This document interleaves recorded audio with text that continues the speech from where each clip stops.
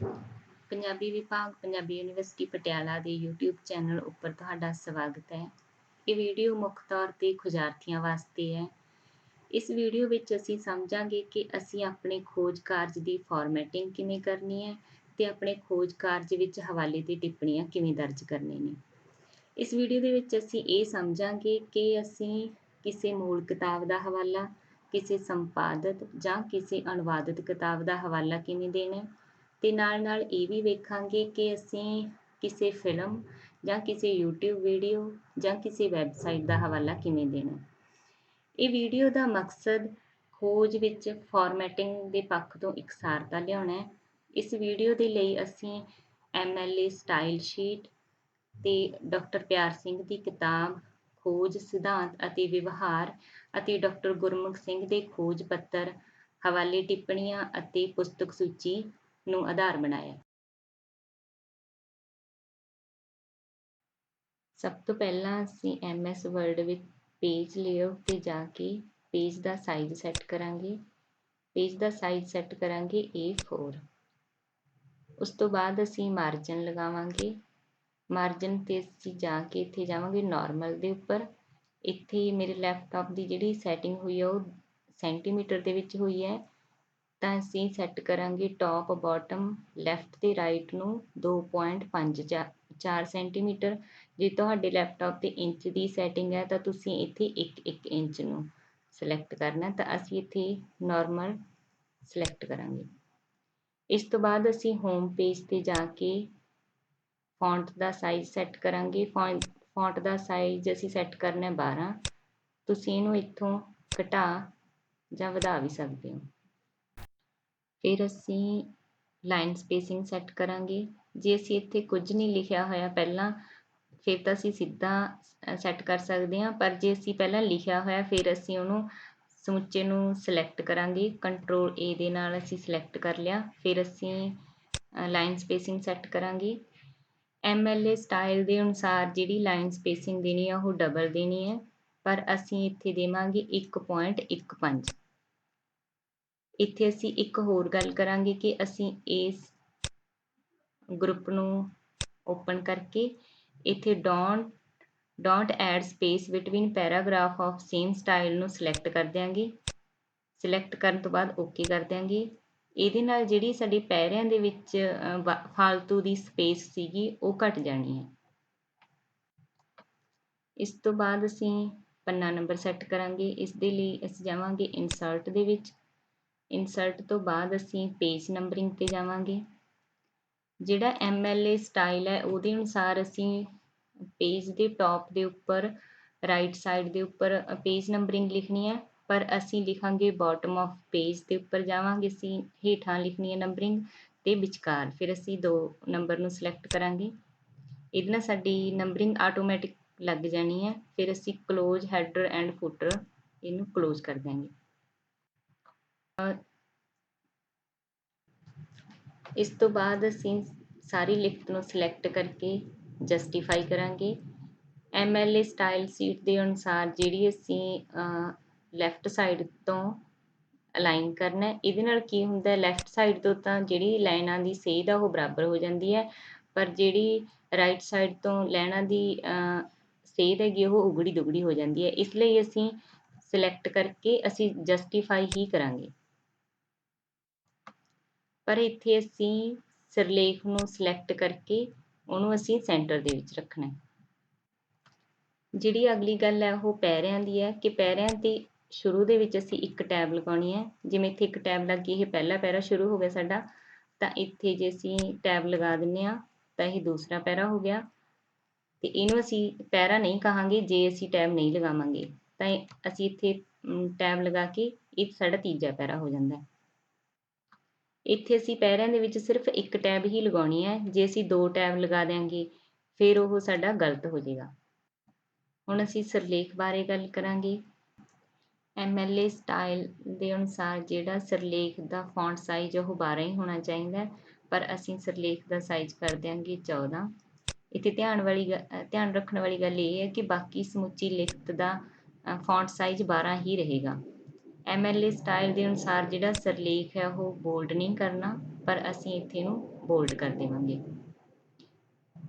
ਨਾ ਤਾਂ ਅਸੀਂ ਸਿਰਲੇਖ ਨੂੰ ਇਟੈਲਿਕ ਕਰਾਂਗੇ, ਨਾ ਹੀ ਅਸੀਂ ਇਹਨੂੰ ਅੰਡਰਲਾਈਨ ਕਰਾਂਗੇ।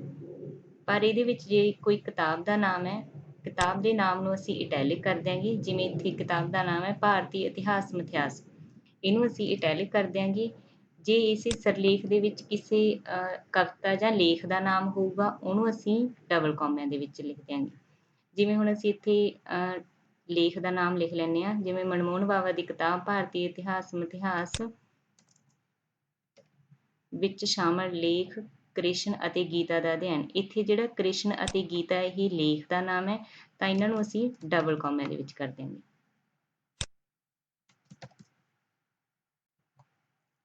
ਲਿਖਤ ਦੇ ਵਿੱਚ ਜਿਹੜੇ ਉਪ ਸਿਰਲੇਖ ਹੋਣਗੇ ਉਹਨਾਂ ਨੂੰ ਵੀ ਅਸੀਂ ਬੋਲਡ ਕਰਾਂਗੇ, ਪਰ ਉਹਨਾਂ ਦਾ ਫੌਂਟ ਸਾਈਜ਼ ਅਸੀਂ 12 ਹੀ ਰੱਖਾਂਗੇ। ਹੁਣ ਅਸੀਂ ਵੇਖਾਂਗੇ ਕਿ ਜਿਹੜੇ ਸਾਡੀ ਲਿਖਤ ਦੇ ਵਿੱਚ ਉਪ ਸਿਰਲੇਖ ਨੇ ਉਹਨਾਂ ਨੂੰ ਅਸੀਂ ਨੰਬਰਿੰਗ ਕਿਵੇਂ ਦੇਣੀ ਹੈ। ਹੁਣ ਮੰਨ ਲਓ ਇਹ ਸਾਡਾ ਸਿਰਲੇਖ ਹੈ, ਇਹਦੇ ਗਾਹਾਂ ਦੋ ਉਪ ਸਿਰਲੇਖ ਨੇ, ਇੱਕ ਮੱਧਕਾਲੀ ਪੰਜਾਬੀ ਸਾਹਿਤ, ਇੱਕ ਆਧੁਨਿਕ ਪੰਜਾਬੀ ਸਾਹਿਤ। ਇਹਨਾਂ ਨੂੰ ਅਸੀਂ ਨੰਬਰਿੰਗ ਦੇ ਰੱਖੀਏ 1 ਤੇ 2, ਠੀਕ ਹੈ। ਤੇ ਜਿਹੜਾ ਇਹ ਹੈ ਮੱਧਕਾਲੀ ਕਾਵਿ ਧਾਰਾਵਾਂ ਵਿੱਚ ਵਿਸ਼ਾ ਪੱਖ ਦਾ ਅਧਿਐਨ, ਇਹ ਪਹਿਲੇ ਉਪ ਸਿਰਲੇਖ ਦਾ ਉਪ ਸਿਰਲੇਖ ਹੈ, ਗਾਹਾਂ ਇਹਨਾਂ ਦੇ ਅੱਗੇ ਇਹ ਉਪ ਸਿਰਲੇਖ ਨੇ, ਠੀਕ ਹੈ। ਤਾਂ ਇਹਨਾਂ ਦੀ ਅਸੀਂ ਨੰਬਰਿੰਗ ਇਸ ਤਰੀਕੇ ਨਾਲ ਹੀ ਦੇਵਾਂਗੇ। ਪਹਿਲਾਂ ਜਿਵੇਂ ਅਸੀਂ ਇੱਥੇ 1 ਲਿਖ ਦਿੱਤਾ, ਫਿਰ ਅਸੀਂ ਦੂਸਰੇ ਨੂੰ 2 ਨੰਬਰਿੰਗ ਦੇਤੀ। ਫਿਰ ਅਸੀਂ ਇਹਨੂੰ ਜਿਹੜਾ ਉਪ ਸਿਰਲੇਖ ਦਾ ਉਪ ਸਿਰਲੇਖ ਹੈਗਾ ਉਹਨੂੰ ਅਸੀਂ ਨੰਬਰਿੰਗ ਦੇਵਾਂਗੇ 1.11। ਫਿਰ ਉਸ ਤੋਂ ਬਾਅਦ ਅੱਗੇ ਐਵੇਂ ਚੱਲ ਪੈਂਦੀ ਹੈ ਇਹ। ਜਿਵੇਂ ਮੈਂ ਮੱਧਕਾਲੀ ਪੰਜਾਬੀ ਸਾਹਿਤ ਦੇ ਜਿਹੜੇ ਉਪ ਸਿਰਲੇਖ ਨੇ ਅੱਗੇ ਉਹਨਾਂ ਨੂੰ ਨੰਬਰਿੰਗ ਇੱਥੇ ਪਹਿਲਾਂ ਦੇ ਰੱਖੀ ਹੈ।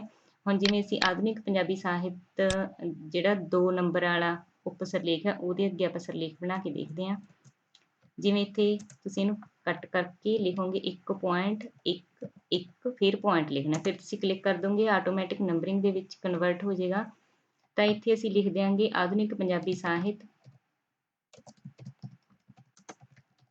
ਆਧੁਨਿਕ ਪੰਜਾਬੀ ਸਾਹਿਤ ਵਿੱਚ ਵਿਸ਼ਾ ਪੱਖ ਦਾ ਅਧਿਐਨ, ਇਹਨੂੰ ਅੱਗੇ ਐਵੇਂ ਲਿਖ ਦਿਆਂਗੇ, ਠੀਕ ਹੈ। ਤਾਂ ਇਹਦੇ ਗਾਹਾਂ ਉਪ ਸਿਰਲੇਖਾਂ ਨੂੰ ਅਸੀਂ ਨੰਬਰਿੰਗ ਕਿਵੇਂ ਦੇਣੀ ਹੈ, ਜੇ ਅਸੀਂ ਇਹ ਕਰਾਂਗੇ ਤਾਂ ਇਹਦਾ ਇੱਕ ਸਿਰਲੇਖ ਹੋ ਜਾਏ, ਅਸੀਂ ਇਹਨੂੰ ਕੱਟ ਕਰਕੇ 1.1, ਫਿਰ ਪੁਆਇੰਟ ਕਰਕੇ ਸਪੇਸ ਬਟਨ ਕਲਿੱਕ ਕਰ ਦਾਂਗੇ। ਇਹ ਆਟੋਮੈਟਿਕ ਇਸ ਤਰੀਕੇ ਨਾਲ ਨੰਬਰਿੰਗ ਹੋਈ ਜਾਣੀ ਹੈ। ਇੱਥੇ ਮੈਂ ਸਿਰਫ ਸਿਰਲੇਖਾਂ ਨੂੰ ਹੀ ਨੰਬਰਿੰਗ ਦਿੱਤੀ ਹੈਗੀ, ਇਹਨਾਂ ਦੇ ਵਿੱਚ ਤੁਸੀਂ ਆਪਦੀ ਲਿਖਤ ਲਿਖੋਗੇ ਹੈ ਨਾ, ਤਾਂ ਤੁਹਾਨੂੰ ਉੱਥੇ ਸੌਖਾ ਹੋ ਜਾਏਗਾ ਲਿਖਣਾ ਇਸ ਤਰੀਕੇ ਨਾਲ। ਤੇ ਤੁਹਾਡਾ ਕੋਈ ਵੀ ਸਿਰਲੇਖ ਉਪ ਸਿਰਲੇਖ ਬਿਨਾਂ ਅੰਕ ਤੋਂ ਨਹੀਂ ਹੋਣਾ ਚਾਹੀਦਾ, ਹਰ ਇੱਕ ਨੂੰ ਨੰਬਰਿੰਗ ਲੱਗੀ ਹੋਣੀ ਚਾਹੀਦੀ ਹੈ। ਇਸ ਤਰੀਕੇ ਨਾਲ ਤੁਸੀਂ ਨੰਬਰਿੰਗ ਦੇ ਸਕਦੇ ਹੋ। ਹੁਣ ਅਸੀਂ ਸਮਝਾਂਗੇ ਕਿ ਖੋਜ ਕਾਰਜ ਵਿੱਚ ਹਵਾਲਾ ਸਮੱਗਰੀ ਨੂੰ ਦਰਜ ਕਰਨ ਦਾ ਸਹੀ ਤਰੀਕਾ ਕੀ ਹੈ। ਜਿਵੇਂ ਇਹ ਸਾਡੇ ਕੋਲੇ ਸਾਡੀ ਹਵਾਲਾ ਸਮੱਗਰੀ ਹੈ, ਜੇ ਲੇਖਕ ਦੇ ਕਥਨ ਨੂੰ ਅਸੀਂ ਥੋੜਾ ਬਦਲ ਕੇ ਜਾਂ ਉਹਦਾ ਸਿਰਫ ਭਾਵ ਅਰਥ ਦੇ ਰਹੇ ਹਾਂ, ਫਿਰ ਅਸੀਂ ਇਹਨੂੰ ਸਿੰਗਲ ਕੌਮਿਆਂ ਵਿੱਚ ਰੱਖਾਂਗੇ। ਜੇ ਅਸੀਂ ਲਿਖਤ ਨੂੰ ਐਜ ਇਟ ਲੇਖਕ ਦੇ ਸ਼ਬਦਾਂ ਵਿੱਚ ਹੀ ਲਿਖ ਰਹੇ ਹਾਂ, ਭਾਵ ਉਹਦਾ ਕੋਈ ਵਾਕ ਬਣਤਰ ਦੇ ਵਿੱਚ ਅਸੀਂ ਕੋਈ ਫੇਰ ਬਦਲ ਨਹੀਂ ਕਰ ਰਹੇ, ਫਿਰ ਅਸੀਂ ਇਹਨੂੰ ਡਬਲ ਕੌਮਿਆਂ ਦੇ ਵਿੱਚ ਦੇਵਾਂਗੇ। ਅਸੀਂ ਉੱਥੇ ਹੀ ਡਬਲ ਕੌਮਿਆਂ ਦੇ ਵਿੱਚ ਦੇਵਾਂਗੇ ਜਿੱਥੇ ਉਹ ਮੂਲ ਲਿਖਤ ਦੇ ਨਾਲ ਬਿਲਕੁਲ ਮਿਲਦੀ ਜੁਲਦੀ ਹੈ, ਉਹਦੇ ਵਿੱਚ ਕੋਈ ਵੀ ਫੇਰ ਬਦਲ ਨਹੀਂ ਕੀਤਾ ਗਿਆ। ਇੱਥੇ ਦੂਸਰੀ ਧਿਆਨ ਰੱਖਣ ਵਾਲੀ ਗੱਲ ਇਹ ਹੈ ਕਿ ਜੇ ਸਾਡੀ ਹਵਾਲਾ ਸਮੱਗਰੀ ਸਿਰਫ 2 ਜਾਂ 3 ਵਾਕਾਂ ਦੀ ਹੈ, ਤਾਂ ਅਸੀਂ ਉਹਨੂੰ ਉੱਥੇ ਹੀ ਚਲਦੀ ਲਿਖਤ ਦੇ ਵਿੱਚ ਹੀ ਡਬਲ ਕੌਮਿਆਂ ਦੇ ਵਿੱਚ ਦੇਵਾਂਗੇ। ਜਿਵੇਂ ਅਸੀਂ ਇੱਥੇ ਇਹਨੂੰ ਡਬਲ ਕੌਮਿਆਂ ਦੇ ਵਿੱਚ ਲਿਖ ਦਿਆਂਗੇ ਸਿਰਫ ਜੇ ਸਾਡੇ ਇਹ 2 ਜਾਂ 3 ਵਾਕ ਨੇ। ਤੇ ਜੇ ਸਾਡੀ ਸਮੱਗਰੀ 2 ਜਾਂ 3 ਵਾਕਾਂ ਤੋਂ ਵੱਧ ਹੈਗੀ, ਫਿਰ ਅਸੀਂ ਉਹਨੂੰ ਅਲੱਗ ਕੱਢ ਕੇ ਲਿਖਾਂਗੇ। ਜਿਵੇਂ ਮੰਨ ਲਓ ਕਿ ਇਹ ਸਾਡਾ ਹਵਾਲਾ ਹੈ, ਤਾਂ ਇਹਨੂੰ ਅਸੀਂ ਅਲੱਗ ਕੱਢ ਲਾਂਗੇ ਮੂਲ ਲਿਖਤ ਤੋਂ, ਠੀਕ ਹੈ। ਤੇ ਅਸੀਂ ਇਹਨੂੰ ਇੱਕ ਟੈਬ ਤੇ ਰੱਖ ਦਿਆਂਗੇ। ਇਹ ਸਾਡਾ ਹਵਾਲਾ ਹੈ, ਅਸੀਂ ਇਹਨੂੰ ਸਿਰਫ ਇੱਕ ਟੈਬ ਹੀ ਨਹੀਂ ਲਗਾਉਣੀ, ਪਹਿਲੀ ਲਾਈਨ ਤੇ ਇੱਕ ਟੈਬ ਲਗਾ ਦੇਂਗੇ, ਫਿਰ ਅਸੀਂ ਦੂਸਰੀ ਲਾਈਨ ਦੇ ਉੱਪਰ ਜਾ ਕੇ ਇੱਕ ਟੈਬ ਲਗਾ ਦਾਂਗੇ। ਇਹਦੇ ਨਾਲ ਆਟੋਮੈਟਿਕ ਜਿਹੜੀਆਂ ਅਗਲੀਆਂ ਲਾਈਨਾਂ ਨੇ ਨਾ, ਉਹਨਾਂ ਦੇ ਵੀ ਅੱਗੇ ਇੱਕ ਟੈਬ ਹੋ ਜਾਏਗੀ। ਇਹ ਸਾਡਾ ਹਵਾਲਾ ਬਾਹਰ ਨਿਕਲ ਜਾਂਦਾ ਹੈ ਮੂਲ ਲਿਖਤ ਤੋਂ। ਇੱਥੇ ਇੱਕ ਇਹ ਗੱਲ ਹੈ ਧਿਆਨ ਰੱਖਣ ਵਾਲੀ ਕਿ ਇਹਨੂੰ ਅਸੀਂ ਡਬਲ ਕੌਮਿਆਂ ਦੇ ਵਿੱਚ ਨਹੀਂ ਦੇਣਾ, ਇਹਨੂੰ ਅਸੀਂ ਐਵੇਂ ਹੀ ਰੱਖਣਾ, ਨਾ ਅਸੀਂ ਇਹਨਾਂ ਨੂੰ ਸਿੰਗਲ ਕੌਮਿਆਂ 'ਚ ਦੇਣਾ, ਨਾ ਅਸੀਂ ਇਹਨੂੰ ਡਬਲ ਕੌਮਿਆਂ ਦੇ ਵਿੱਚ ਦੇਣਾ। ਇੱਥੇ ਇੱਕ ਧਿਆਨ ਰੱਖਣ ਵਾਲੀ ਗੱਲ ਇਹ ਹੈ ਕਿ ਅਸੀਂ ਹਵਾਲੇ ਤੋਂ ਬਾਅਦ ਨਵਾਂ ਪੈਰਾ ਸ਼ੁਰੂ ਨਹੀਂ ਕਰਨਾ। ਜਿਵੇਂ ਇੱਥੇ ਪੈਰਾ ਇਹ, ਜੇ ਅਸੀਂ ਇੱਥੇ ਨਾ ਉਹ ਕਰੀਏ, ਟੈਬ ਲਗਾਈਏ ਤਾਂ ਇਹ ਨਵਾਂ ਪੈਰਾ ਹੋ ਗਿਆ। ਜੇ ਅਸੀਂ ਟੈਬ ਹਟਾ ਦਈਏ ਫਿਰ ਇਹ ਜਿਹੜਾ ਪਿਛਲਾ ਪੈਰਾ ਹੀ ਉਹਦਾ ਹੀ ਭਾਗ ਹੈ ਇਹ। ਠੀਕ ਹੈ, ਇੱਥੇ ਇਹੀ ਧਿਆਨ ਰੱਖਣ ਵਾਲੀ ਗੱਲ ਹੈ ਕਿ ਅਸੀਂ ਹਵਾਲਾ ਦੇਣ ਤੋਂ ਬਾਅਦ ਕੋਈ ਵੀ ਨਵਾਂ ਪੈਰਾ ਸ਼ੁਰੂ ਨਹੀਂ ਕਰਨਾ। ਜਿਹੜਾ ਅਸੀਂ ਹਵਾਲਾ ਦਿੱਤਾ ਹੈ ਉਸ ਤੋਂ ਬਾਅਦ ਅਸੀਂ ਉਸ ਹਵਾਲੇ ਬਾਰੇ ਆਪਣੇ ਸ਼ਬਦਾਂ ਦੇ ਵਿੱਚ ਟਿੱਪਣੀ ਕਰਨੀ ਹੈ। ਇੱਥੇ ਇੱਕ ਸਭ ਤੋਂ ਮਹੱਤਵਪੂਰਨ ਗੱਲ ਜਿਹੜੀ ਸਮਝਣ ਵਾਲੀ ਉਹ ਇਹ ਹੈ ਕਿ ਅਸੀਂ ਲੇਖਕ ਦੇ ਸ਼ਬਦਾਂ ਨੂੰ ਬਿਲਕੁਲ ਵੀ ਨਹੀਂ ਬਦਲਣਾ। ਜੇ ਮੰਨ ਲਓ ਉਹ ਗਲਤ ਵੀ ਲਿਖੇ ਹੋਏ ਨੇ ਤਾਂ ਵੀ ਅਸੀਂ ਉਹਨਾਂ ਨੂੰ ਹਵਾਲਾ ਦਿੰਦੇ ਸਮੇਂ ਇੱਕ ਵਾਰ ਗਲਤ ਹੀ ਲਿਖ ਲੈਣਾ ਜਿਵੇਂ ਉਹ ਲਿਖੇ ਹੋਏ ਹੈ। ਮੰਨ ਲਓ ਤੁਸੀਂ ਇੱਥੇ ਇਤਿਹਾਸ ਸ਼ਬਦ ਗਲਤ ਲਿਖਿਆ ਹੋਇਆ, ਠੀਕ ਹੈ, ਇਹ ਐਵੇਂ ਲਿਖਿਆ ਹੋਇਆ, ਤਾਂ ਅਸੀਂ ਇਹਨੂੰ ਐਵੇਂ ਹੀ ਲਿਖਾਂਗੇ। ਤੇ ਇਹਨੂੰ ਸਹੀ ਕਰਨ ਦਾ ਇੱਕ ਤਰੀਕਾ ਇਹ ਹੈ ਕਿ ਅਸੀਂ ਪਹਿਲਾਂ ਜਿਵੇਂ ਉਹ ਗਲਤ ਸ਼ਬਦ ਲਿਖਿਆ ਹੋਇਆ ਸੀ ਉਵੇਂ ਗਲਤ ਸ਼ਬਦ ਲਿਖੀਏ, ਫਿਰ ਅਸੀਂ ਜਿਹੜਾ ਡੰਡੀਦਾਰ ਬ੍ਰੈਕਟ ਹੈ ਉਹਦੇ ਵਿੱਚ ਉਕਾਈ ਸ਼ਬਦ ਲਿਖ ਦਈਏ, ਉਕਾਈ। ਠੀਕ ਹੈ, ਇੱਕ ਤਰੀਕਾ ਤਾਂ ਇਹਨੂੰ ਠੀਕ ਕਰਨ ਦਾ ਇਹ ਹੈ। ਦੂਸਰਾ ਤਰੀਕਾ ਇਹ ਹੈ ਕਿ ਪਹਿਲਾਂ ਤੁਸੀਂ ਗਲਤ ਸ਼ਬਦ ਲਿਖ ਲਓ, ਫਿਰ ਤੁਸੀਂ ਗਲਤ ਸ਼ਬਦ ਨੂੰ ਠੀਕ ਕਰਕੇ ਲਿਖ ਦਿਓ, ਉਹ ਵੀ ਡੰਡੀਦਾਰ ਬ੍ਰੈਕਟ ਦੇ ਵਿੱਚ। ਇਹਦੇ ਨਾਲ ਇਹ ਸਮਝ ਆ ਜਾਊਗੀ ਕਿ ਇਹ ਸ਼ਬਦ ਪਹਿਲਾਂ ਗਲਤ ਲਿਖਿਆ ਹੋਇਆ ਸੀ ਪਰ ਇਹ ਸਹੀ ਸ਼ਬਦ ਹੀ ਐਵੇਂ ਹੈ। ਅਸੀਂ ਇੱਥੇ ਇਹ ਧਿਆਨ ਰੱਖਣਾ ਵੀ ਅਸੀਂ ਇੱਕ ਬਿੰਦੀ ਤੱਕ ਦੀ ਗਲਤੀ ਨੂੰ ਵੀ ਠੀਕ ਨਹੀਂ ਕਰਨਾ। ਠੀਕ ਕਰਨ ਦਾ ਤਰੀਕਾ ਸਿਰਫ ਇਹ ਹੈ, ਅਸੀਂ ਜਿਹੜੀ ਮੂਲ ਲਿਖਤ ਦੇ ਵਿੱਚ ਲੇਖਕ ਨੇ ਲਿਖੀ ਹੈ ਉਹਨੂੰ ਹੀ ਹੂਬਹੂ ਹਵਾਲੇ ਦੇ ਤੌਰ ਤੇ ਵਰਤਣਾ। ਇੱਥੇ ਹਵਾਲਾ ਸਮੱਗਰੀ ਦੀ ਵਧੇਰੇ ਸਪਸ਼ਟਤਾ ਦੇ ਲਈ ਜੇ ਤੁਸੀਂ ਕੋਈ ਸ਼ਬਦ ਜਾਂ ਕਿਸੇ ਵਾਕ ਦਾ ਟੋਟਾ ਪਾਉਣਾ ਚਾਹੁੰਦੇ ਹੋ ਤਾਂ ਉਹ ਵੀ ਤੁਸੀਂ ਡੰਡੀਦਾਰ ਬ੍ਰੈਕਟ ਦੇ ਵਿੱਚ ਹੀ ਦਰਜ ਕਰੋਗੇ। ਇੱਥੇ ਜੇ ਤੁਸੀਂ ਮੂਲ ਲਿਖਤ ਦੇ ਵਿੱਚੋਂ ਕੁਝ ਵਾਕ ਜਾਂ ਸ਼ਬਦ ਛੱਡਣਾ ਚਾਹੁੰਦੇ ਹੋ ਫਿਰ ਤੁਸੀਂ 3 ਬਿੰਦੀਆਂ ਦੀ ਵਰਤੋਂ ਕਰੋਗੇ। ਮੰਨ ਲਓ ਤੁਸੀਂ ਜਿਵੇਂ ਆਪਾਂ ਪਹਿਲੇ ਇੱਕ ਵਾਕ ਪਹਿਲਾਂ ਲੈ ਲਿਆ, ਠੀਕ ਹੈ, ਫਿਰ ਅਸੀਂ ਵਿੱਚੋਂ 1-2 ਵਾਕ ਛੱਡਤੇ, ਮੰਨ ਲਓ ਅਸੀਂ ਇੰਨਾ ਕੁ ਛੱਡਤਾ, ਠੀਕ ਹੈ, ਤਾਂ ਇਹਨੂੰ ਫਿਰ ਅਸੀਂ ਇੱਥੇ ਕਰ ਦੇਵਾਂਗੇ 3 ਬਿੰਦੀਆਂ, ਠੀਕ ਹੈ, ਫਿਰ ਅਸੀਂ ਹਵਾਲਾ ਆਪਣਾ ਕੰਟੀਨਿਊ ਸ਼ੁਰੂ ਕਰ ਲਵਾਂਗੇ। ਜੇ ਇਹਦੀ ਥਾਂ ਤੇ ਕਵਿਤਾ ਦਾ ਕੋਈ ਟੁਕੜਾ ਹੈ ਜਾਂ ਕਿਸੇ ਵੀ ਕਾਵ ਰੂਪ ਦਾ ਕੋਈ ਟੁਕੜਾ ਹੈ ਤੇ ਜੇ ਅਸੀਂ ਉਹਦੀਆਂ ਕੁਝ ਕੁ ਸਤਰਾਂ ਨੂੰ ਛੱਡਣਾ ਚਾਹੁੰਦੇ ਹਾਂ, ਜਿਵੇਂ ਮੰਨ ਲਓ ਇਹ ਸਾਡੇ ਕੋਲੇ ਕਾਵ ਸਤਰਾਂ ਨੇ ਤੇ ਅਸੀਂ ਇਹਨਾਂ ਦੀਆਂ ਵਿਚਲੀਆਂ 2-4 ਸਤਰਾਂ ਨੂੰ ਨਹੀਂ ਦਰਜ ਕਰਨਾ, ਤਾਂ ਉਹਨਾਂ ਨੂੰ ਕੱਟ ਕੇ ਅਸੀਂ ਉਹਦੀ ਥਾਂ ਦੇ ਉੱਪਰ ਬਿੰਦੀਆਂ ਹੀ ਦਰਜ ਕਰਾਂਗੇ। ਪਰ ਅਸੀਂ ਇੱਥੇ 3 ਬਿੰਦੀਆਂ ਦਰਜ ਨਹੀਂ ਕਰਾਂਗੇ, ਅਸੀਂ ਕਾਫੀ ਬਿੰਦੀਆਂ ਦਰਜ ਕਰ ਦੇਵਾਂਗੇ। ਇਹਦੇ ਤੋਂ ਇਹ ਪਤਾ ਲੱਗ ਜਾਊਗਾ ਕਿ ਇੱਥੇ ਕੋਈ ਪਹਿਲਾਂ ਲਿਖਤ ਹੈਗੀ ਹੈ ਜਿਹੜੀ ਤੁਸੀਂ ਛੱਡ ਕੇ ਅੱਗੇ ਤੁਸੀਂ ਕੰਟੀਨਿਊ ਕੀਤੀ ਹੈ। ਇੱਥੇ ਅਸੀਂ ਇੱਕ ਗੱਲ ਹੋਰ ਸਮਝਾਂਗੇ ਕਿ ਜਦੋਂ ਅਸੀਂ ਲਿਖਦੇ ਹਾਂ, ਹਵਾਲਾ ਦੇਣ ਤੋਂ ਪਹਿਲਾਂ ਲਿਖਦੇ ਹਾਂ ਕਿ ਲੇਖਕ ਅਨੁਸਾਰ ਜਾਂ ਇਸ ਸੰਦਰਭ ਵਿੱਚ ਲੇਖਕ ਦਾ ਮੰਨਣਾ ਹੈ, ਜਾਂ ਲੇਖਕ ਦਾ ਨਾਮ ਲਿਖ ਕੇ ਲਿਖਦੇ ਹਾਂ, ਹੈ ਨਾ, ਵੀ ਉਹਨਾਂ ਦੇ ਅਨੁਸਾਰ, ਤਾਂ ਅਸੀਂ ਜਿਹੜਾ ਉੱਥੇ ਚਿੰਨ੍ਹ ਵਰਤਣਾ ਉੱਥੇ ਅਸੀਂ ਬਿੰਦੀ ਕੌਮਾ ਚਿੰਨ੍ਹ ਦੀ ਵਰਤੋਂ ਕਰਨੀ ਹੈ। ਅਸੀਂ ਜਿਵੇਂ ਜਿੱਥੇ ਵੀ ਅਸੀਂ ਗੱਲ ਨੂੰ ਅੱਗੇ ਕੰਟੀਨਿਊ ਰੱਖਣਾ ਹੈ, ਜਿਵੇਂ ਅਸੀਂ ਲਿਖਦੇ ਹਾਂ ਜਿਵੇਂ, ਠੀਕ ਹੈ, ਜਿਵੇਂ ਤੋਂ ਬਾਅਦ ਤੁਸੀਂ ਬਿੰਦੀ ਕੌਮਾ ਲਾਉਣਾ, ਅੱਗੇ ਜਿਹੜੀ ਵੀ ਕੋਈ ਚੀਜ਼ ਤੁਸੀਂ ਦੇਣਾ ਚਾਹੁੰਦੇ ਹੋ ਉਹ। ਇੱਥੇ ਅਸੀਂ ਇਹੀ ਚਿੰਨ੍ਹ ਵਰਤਣਾ ਪੂਰੀ ਸਮੁੱਚੀ ਲਿਖਤ ਦੇ ਵਿੱਚ। ਜੇ ਤੁਸੀਂ ਇੱਕ ਆਰਟੀਕਲ ਲਿਖ ਰਹੇ ਹੋ ਜਾਂ ਪੂਰਾ ਥੀਸਿਸ ਲਿਖ ਰਹੇ ਹੋ ਉਹਦੇ ਵਿੱਚ ਇਹੀ ਚਿੰਨ੍ਹ ਵਰਤਿਆ ਹੋਣਾ ਚਾਹੀਦਾ ਤੁਹਾਡਾ।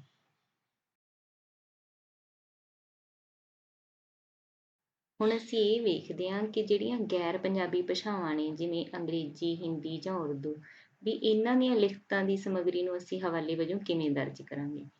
ਪਹਿਲਾਂ ਅਸੀਂ ਜਿਹੜੀ ਸਮੱਗਰੀ ਅਸੀਂ ਵਰਤਣੀ ਹੈ ਕਿਸੇ ਪੰਜਾਬੀ ਤੋਂ ਬਿਨਾਂ ਕਿਸੇ ਹੋਰ ਭਾਸ਼ਾ ਦੀ ਸਮੱਗਰੀ ਨੂੰ, ਪਹਿਲਾਂ ਅਸੀਂ ਉਹਦਾ ਪੰਜਾਬੀ ਅਨੁਵਾਦ ਕਰਾਂਗੇ। ਪੰਜਾਬੀ ਅਨੁਵਾਦ ਕਰਕੇ ਅਸੀਂ ਆਪਦੀ ਲਿਖਤ ਦੇ ਵਿੱਚ ਦੇਵਾਂਗੇ ਤੇ ਜਿਹੜੀ ਉਹਦੀ ਮੂਲ ਲਿਖਤ ਦੇ ਵਿੱਚੋਂ ਜਿੱਥੋਂ ਅਸੀਂ ਅਨੁਵਾਦ ਕੀਤਾ ਉਹਨੂੰ ਅਸੀਂ ਫੁੱਟਨੋਟ ਜਾਂ ਐਂਡ ਨੋਟ ਦਿੰਦੇ ਸਮੇਂ ਦਰਜ ਕਰਾਂਗੇ। ਜਿਵੇਂ ਤੁਸੀਂ ਮੰਨ ਲਓ ਕਿ ਰਾਜਮੋਹਨ ਗਾਂਧੀ ਦੀ ਅਸੀਂ ਕਿਤਾਬ ਅੰਗਰੇਜ਼ੀ ਦੀ ਕਿਤਾਬ ਦੇ ਵਿੱਚੋਂ ਹਵਾਲਾ ਲਿਆ, ਠੀਕ ਹੈ, ਇਹ ਹਵਾਲਾ ਸਾਡੇ ਕੋਲੇ, ਅਸੀਂ ਇਹਦਾ ਕੀ ਕੀਤਾ ਪੰਜਾਬੀ ਅਨੁਵਾਦ ਕਰਕੇ ਅਸੀਂ ਆਪਦੀ ਇੱਥੇ ਚੱਲਦੀ ਲਿਖਤ ਦੇ ਵਿੱਚ ਦੇਤਾ। ਪਰ ਜਿਹੜੀ ਮੂਲ ਸਮੱਗਰੀ ਸੀ ਜਿੱਥੇ ਉਹਨੂੰ ਵੀ ਅਸੀਂ ਨਾਲ ਦਰਜ ਕੀਤਾ, ਉਹਨੂੰ ਅਸੀਂ ਦਰਜ ਕੀਤਾ ਹਵਾਲੇ ਦੇ ਵਿੱਚ। ਉਹਨੂੰ ਅਸੀਂ ਇੱਥੇ ਦਰਜ ਕਰ ਦਿੱਤਾ। ਇਹਨੂੰ ਅਸੀਂ ਡਬਲ ਕੌਮਿਆਂ ਦੇ ਵਿੱਚ ਰੱਖਿਆ, ਠੀਕ ਹੈ। ਜਿਹੜੀ ਮੂਲ ਸਮੱਗਰੀ ਹੈ ਹਵਾਲਾ ਦਿੰਦੇ ਸਮੇਂ ਪਹਿਲਾਂ ਅਸੀਂ ਉਹਨੂੰ ਡਬਲ ਕੌਮਿਆਂ ਦੇ ਵਿੱਚ ਦੇ ਦਿਆਂਗੇ। ਡਬਲ ਕੌਮਿਆਂ ਦੇ ਵਿੱਚ ਦੇਣ ਤੋਂ ਬਾਅਦ ਅਸੀਂ ਇੱਕ ਹਾਈਫਨ ਪਾਵਾਂਗੇ। ਹਾਈਫਨ ਪਾ ਕੇ ਫਿਰ ਜਿਹੜੀ ਉਹ ਸਮੱਗਰੀ ਅਸੀਂ ਜਿੱਥੋਂ ਲਈ ਹੈ, ਫਿਰ ਅਸੀਂ ਉਹਦਾ ਪ੍ਰੋਪਰ ਉਸ ਤਰੀਕੇ ਨਾਲ ਹਵਾਲਾ ਦੇ ਦਿਆਂਗੇ। ਇੱਥੇ ਜਿਹੜਾ ਅਸੀਂ ਅਨੁਵਾਦ ਕਰਨਾ, ਪੰਜਾਬੀ ਅਨੁਵਾਦ ਕਰਨਾ, ਉਹ ਬਿਲਕੁਲ ਸਹੀ ਹੋਣਾ ਚਾਹੀਦਾ ਹੈ। ਤੇ ਇੱਕ ਗੱਲ ਇੱਥੇ ਇਹ ਵੀ ਦੇਖੋ ਕਿ ਜੇ ਅਸੀਂ ਇਹ ਹਵਾਲਾ ਮਤਲਬ ਚਲਦੀ ਲਿਖਤ ਦੇ ਵਿੱਚ ਦੇ ਰਹੇ ਹਾਂ, ਤਾਂ ਅਸੀਂ ਇਹਨੂੰ ਡਬਲ ਕੌਮਿਆਂ ਦੇ ਵਿੱਚ ਦੇਣ ਦੀ ਥਾਂ ਦੇ ਉੱਪਰ ਅਸੀਂ ਸਿੰਗਲ ਕੌਮੇ ਦੇ ਵਿੱਚ ਹੀ ਰੱਖਿਆ, ਠੀਕ ਹੈ। ਜੇ ਅਸੀਂ ਇਹਨੂੰ ਮਤਲਬ ਲਿਖਤ ਦੇ ਵਿੱਚੋਂ ਬਾਹਰ ਕੱਢ ਕੇ ਲਿਖ ਰਹੇ ਹਾਂ, ਮੰਨ ਲਓ ਅਸੀਂ ਇਹਨੂੰ ਬਾਹਰ ਕੱਢ ਲਿਆ, ਠੀਕ ਹੈ, ਜਿਵੇਂ ਅਸੀਂ ਪਹਿਲਾਂ ਗੱਲ ਕੀਤੀ ਸੀ, ਫਿਰ ਸਾਨੂੰ ਇੱਥੇ ਸਿੰਗਲ ਕੌਮਾ ਪਾਉਣ ਦੀ ਵੀ ਲੋੜ ਨਹੀਂ ਹੈਗੀ। ਫਿਰ ਅਸੀਂ ਸਿਰਫ ਐਵੇਂ ਹੀ ਲਿਖ ਦਿਆਂਗੇ ਜਿਵੇਂ ਅਸੀਂ ਦੂਸਰੀ ਲਿਖਤਾਂ ਦੇ ਹਵਾਲੇ ਦਿੰਦੇ ਹਾਂ।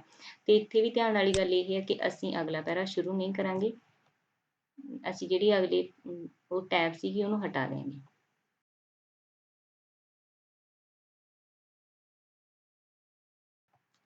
ਹੁਣ ਅਸੀਂ ਸਮਝਦੇ ਹਾਂ ਕਿ ਪੈਰ ਟਿੱਪਣੀਆਂ, ਜਿਹਨੂੰ ਅਸੀਂ ਫੁੱਟਨੋਟ ਵੀ ਕਹਿ ਲੈਂਦੇ ਹਾਂ, ਉਹਨਾਂ ਨੂੰ ਅਸੀਂ ਕਿਵੇਂ ਲਗਾਉਣਾ ਹੈ।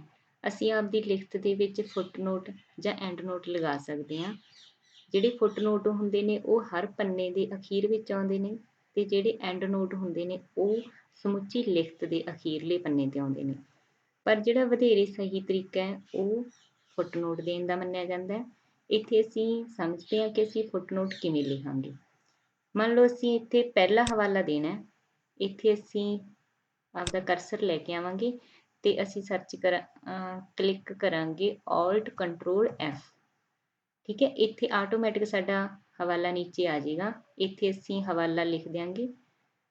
ਫਿਰ ਮੰਨ ਲਓ ਇੱਥੇ ਅੱਗੇ ਅਸੀਂ ਇਹਨਾਂ ਦੀ ਗੱਲ ਕਰਾਂਗੇ ਹਵਾਲਾ ਕਿਵੇਂ ਲਿਖਣਾ। ਮੰਨ ਲਓ ਅਸੀਂ ਇੱਥੇ ਆਪਦਾ ਹਵਾਲਾ ਲਿਖ ਦਿੱਤਾ, ਠੀਕ ਹੈ। ਫਿਰ ਅਸੀਂ ਦੂਸਰਾ ਹਵਾਲਾ ਪਾਉਣਾ ਇੱਥੇ ਵੀ ਅਸੀਂ ਉਵੇਂ ਕਰਾਂਗੇ Alt Control F, ਇੱਥੇ ਸਾਡਾ ਦੂਸਰਾ ਹਵਾਲਾ ਸ਼ੁਰੂ ਹੋ ਗਿਆ। ਹੁਣ ਮੰਨ ਲਓ ਕਿ ਸਾਨੂੰ ਧਿਆਨ ਆਇਆ ਕਿ ਅਸੀਂ ਇੱਕ ਇਹਨਾਂ ਦੇ ਉੱਪਰ ਹਵਾਲਾ ਐਡ ਕਰਨਾ ਸੀ। ਮੰਨ ਲਓ ਇੱਥੇ ਕਿਤੇ ਵੀ, ਠੀਕ ਹੈ, ਇੱਥੇ ਅਸੀਂ ਹਵਾਲਾ ਐਡ ਕਰਨਾ, ਤਾਂ ਜੇ ਅਸੀਂ ਮੈਨੂਅਲ ਕਰਾਂਗੇ ਫਿਰ ਤਾਂ ਸਾਨੂੰ ਕਿੰਨਾ ਕੰਮ ਅੱਗੇ ਕਰਨਾ ਪਏਗਾ ਕਿ ਸਾਨੂੰ ਪਿਛਲੇ ਜਿਹੜੇ ਹਵਾਲੇ ਨੇ ਸਾਰੇ ਉਹ ਬਦਲਣੇ ਪੈਣਗੇ, ਉਹਨਾਂ ਦੀ ਨੰਬਰਿੰਗ ਬਦਲਣੀ ਪਵੇਗੀ। ਪਰ ਇੱਥੇ ਬਹੁਤ ਸੌਖੇ ਤਰੀਕੇ ਨਾਲ ਹੋ ਜਾਣਾ ਇਹ, ਜਿਵੇਂ Alt Control F, ਇਹ ਜਿਹੜਾ ਪਹਿਲਾ ਹਵਾਲਾ ਸੀਗਾ ਉਹ ਦੂਸਰਾ ਬਣ ਗਿਆ ਇੱਥੇ, ਤੇ ਜਿਹੜਾ ਦੂਸਰਾ ਹਵਾਲਾ ਸੀ ਉਹ ਆਪਣੇ ਆਪ ਤੀਜੇ ਹਵਾਲੇ ਤੇ ਆ ਗਿਆ, ਠੀਕ ਹੈ। ਇੱਥੇ ਅਸੀਂ ਸਮਝਾਂਗੇ ਕਿ ਮੂਲ ਲਿਖਤ ਦਾ ਹਵਾਲਾ ਦੇਣ ਦੀ ਵਿਧੀ ਕੀ ਹੈ। ਇੱਥੇ ਅਸੀਂ ਪਹਿਲਾਂ ਲਿਖਾਂਗੇ ਲੇਖਕ ਦਾ ਨਾਮ, ਫਿਰ ਕਿਤਾਬ ਦਾ ਨਾਮ, ਫਿਰ ਪ੍ਰਕਾਸ਼ਕ, ਫਿਰ ਪ੍ਰਕਾਸ਼ਨ ਸਥਾਨ, ਫਿਰ ਸੰਸਕਰਨ, ਫਿਰ ਸਾਲ, ਫਿਰ ਪੰਨਾ ਨੰਬਰ। ਇੱਥੇ ਅਸੀਂ ਜਿਹੜਾ ਲੇਖਕ ਦਾ ਨਾਮ ਲਿਖਿਆ ਉਹਦੇ ਵਿੱਚ ਉਪਨਾਮ ਜਾਂ ਤਖੱਲਸ ਨਾਮ ਤੋਂ ਬਾਅਦ ਆਵੇਗਾ, ਤੇ ਇੱਥੇ ਕੋਈ ਵੀ ਆਦਰ ਸੂਚਕ ਸ਼ਬਦ ਹੋਵੇ ਬੇਸ਼ੱਕ, ਜਾਂ ਕੋਈ ਡਾਕਟਰ ਜਾਂ ਪ੍ਰੋਫੈਸਰ, ਇਹ ਸ਼ਬਦ ਅਸੀਂ ਨਹੀਂ ਲਿਖਾਂਗੇ ਜੇ ਕਿਤਾਬ ਦੇ ਉੱਪਰ ਨਹੀਂ ਲਿਖੇ ਹੋਏ। ਜਿਵੇਂ ਕਿਤਾਬ ਦੇ ਉੱਪਰ ਨਾਮ ਲਿਖਿਆ ਹੋਇਆ ਅਸੀਂ ਉਵੇਂ ਹੀ ਇੱਥੇ ਲਿਖਾਂਗੇ। ਤੇ ਜਿਹੜਾ ਇੱਥੇ ਹੈ ਕਿਤਾਬ ਦਾ ਨਾਮ, ਇਹਨੂੰ ਅਸੀਂ ਇਟੈਲਿਕ ਕੀਤਾ ਹੋਇਆ, ਤੇ ਇਹ ਕੰਟੇਨਰ ਹੈ, ਭਾਵ ਜਿੱਥੇ ਸਾਡਾ ਸਰੋਤ ਲੋਕੇਟ ਕਰਦਾ ਹੈ। ਕੰਟੇਨਰ ਦੇ ਵਿੱਚ ਕਿਹੜੀਆਂ ਚੀਜ਼ਾਂ ਆ ਜਾਂਦੀਆਂ ਨੇ, ਜਿਵੇਂ ਸੰਪਾਦਿਤ ਕਿਤਾਬ ਹੋ ਗਈ, ਮੈਗਜ਼ੀਨ, ਕੋਸ਼, ਵਿਸ਼ਵਕੋਸ਼, ਅਖਬਾਰ, ਵੈਬਸਾਈਟ ਜਾਂ ਐਪ, ਠੀਕ ਹੈ। ਜਿਹੜਾ ਸਰੋਤ ਹੈ, ਜਿਵੇਂ ਸਾਡਾ ਕੋਈ ਲੇਖ ਹੈ ਜਾਂ ਕਵਿਤਾ ਜਾਂ ਕੋਈ ਵੀਡੀਓ ਹੈ, ਜੇ ਉਹਦਾ ਨਾਮ ਹੈ ਫਿਰ ਅਸੀਂ ਉਹਨੂੰ ਡਬਲ ਕੌਮਿਆਂ ਦੇ ਵਿੱਚ ਦੇਵਾਂਗੇ। ਅਸੀਂ ਸਰੋਤ ਨੂੰ ਡਬਲ ਕੌਮਿਆਂ ਦੇ ਵਿੱਚ ਦੇਵਾਂਗੇ ਤੇ ਕੰਟੇਨਰ ਨੂੰ ਇਟੈਲਿਕ ਕਰਾਂਗੇ। ਹੁਣ ਮੰਨ ਲਓ ਕਿ ਜਿਹੜਾ ਦੂਸਰਾ ਹਵਾਲਾ ਹੈ ਉਹ ਵੀ ਇਸੇ ਹੀ ਕਿਤਾਬ ਦੇ ਵਿੱਚੋਂ ਹੈ, ਫਿਰ ਅਸੀਂ ਇੱਥੇ ਲਿਖ ਦਿਆਂਗੇ ਉਹੀ, ਦੂਜੇ ਹਵਾਲੇ ਦੇ ਵਿੱਚ ਅਸੀਂ ਉਹੀ ਸ਼ਬਦ ਲਿਖ ਕੇ ਕੌਮਾ ਪਾ ਕੇ ਫਿਰ ਪੰਨਾ ਲਿਖ ਦਿਆਂਗੇ। ਜੇ ਪੰਨਾ ਵੱਖਰੇ ਪੰਨੇ ਤੋਂ ਅਸੀਂ ਸਮੱਗਰੀ ਲਈ ਹੈ, ਮੰਨ ਲਓ ਅਸੀਂ ਵੱਖਰੇ ਪੰਨੇ ਤੋਂ ਲਈ ਹੈ ਤਾਂ ਅਸੀਂ ਲਿਖਤਾ ਇੱਥੇ 35, ਠੀਕ ਹੈ। ਜੇ ਹੁਣ ਤੀਜਾ ਹਵਾਲਾ ਕਿਸੇ ਹੋਰ ਕਿਤਾਬ ਦੇ ਵਿੱਚੋਂ ਲਿਆ, ਮੰਨ ਲਓ ਇਹ ਅਸੀਂ ਕਿਸੇ ਹੋਰ ਕਿਤਾਬ ਦਾ ਹਵਾਲਾ ਐਡ ਕੀਤਾ। ਹੁਣ ਇੱਥੇ ਮੰਨ ਲਓ ਸਾਡਾ ਤੀਜਾ ਹਵਾਲਾ ਰਵਿੰਦਰ ਸਿੰਘ ਰਵੀ ਦੀ ਕਿਤਾਬ ਦੇ ਵਿੱਚੋਂ ਹੈ, ਠੀਕ ਹੈ। ਤੇ ਹੁਣ ਚੌਥਾ ਹਵਾਲਾ ਸਾਡਾ ਉਹ ਜਿਹੜਾ ਸਾਡਾ ਪਹਿਲਾ ਹਵਾਲਾ ਸੀ ਉਸੇ ਹੀ ਕਿਤਾਬ ਦੇ ਵਿੱਚੋਂ ਸਾਡਾ ਚੌਥਾ ਹਵਾਲਾ। ਤਾਂ ਇਹਦੀ ਵਿਧੀ ਕੀ ਹੋਵੇਗੀ, ਪਹਿਲਾਂ ਅਸੀਂ ਇੱਥੇ ਲੇਖਕ ਦਾ ਨਾਮ ਲਿਖ ਦਿਆਂਗੇ,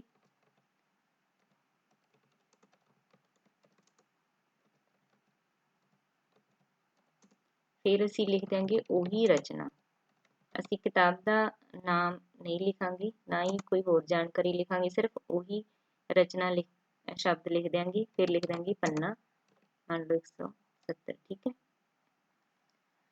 ਮੰਨ ਲਓ ਸਾਡਾ ਪੰਜਵਾਂ ਹਵਾਲਾ ਅਮਰਜੀਤ ਸਿੰਘ ਗਰੇਵਾਲ ਦੀ ਕਿਸੇ ਹੋਰ ਕਿਤਾਬ ਦੇ ਵਿੱਚੋਂ ਹੈ, ਤਾਂ ਫਿਰ ਅਸੀਂ ਹਵਾਲਾ ਇਸ ਤਰੀਕੇ ਨਾਲ ਦੇਵਾਂਗੇ।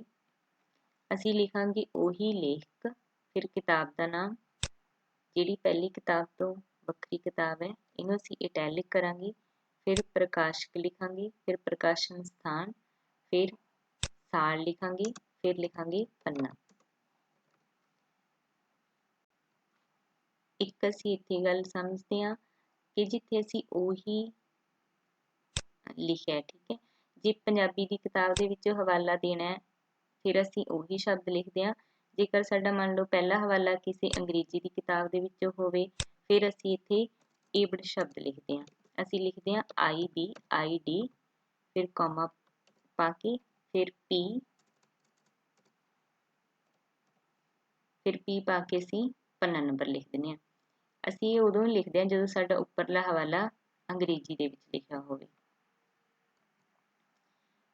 ਜੇਕਰ ਕਿਸੇ ਕਿਤਾਬ ਦੇ ਜਾਂ ਰਚਨਾ ਦੇ ਇੱਕ ਤੋਂ ਵਧੇਰੇ ਲੇਖਕ ਹੋਣ ਫਿਰ ਅਸੀਂ ਹਵਾਲਾ ਕਿਵੇਂ ਦੇਣਾ, ਫਿਰ ਅਸੀਂ ਪਹਿਲੇ ਹਵਾਲੇ ਦੇ ਵਿੱਚ ਸਾਰੇ ਲੇਖਕਾਂ ਦਾ ਨਾਮ ਲਿਖਾਂਗੇ, ਜਿਵੇਂ ਇੱਥੇ ਅਸੀਂ ਲਿਖਿਆ ਕਿਰਪਾਲ ਸਿੰਘ ਕਸੇਲ, ਪਰਮਿੰਦਰ ਸਿੰਘ ਤੇ ਗੋਬਿੰਦ ਸਿੰਘ ਲਾਂਬਾ, ਹਨਾ, ਠੀਕ ਹੈ।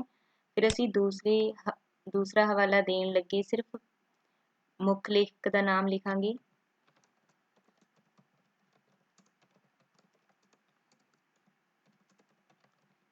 ਤੇ ਨਾਲ ਲਿਖ ਦਿਆਂਗੇ ਤੇ ਹੋਰ, ਨਾਲ ਅਸੀਂ ਤੇ ਹੋਰ ਪਦ ਲਿਖ ਦਿਆਂਗੇ। ਫਿਰ ਬਾਕੀ ਦਾ ਹਵਾਲਾ ਸਾਡਾ ਸੇਮ ਅਸੀਂ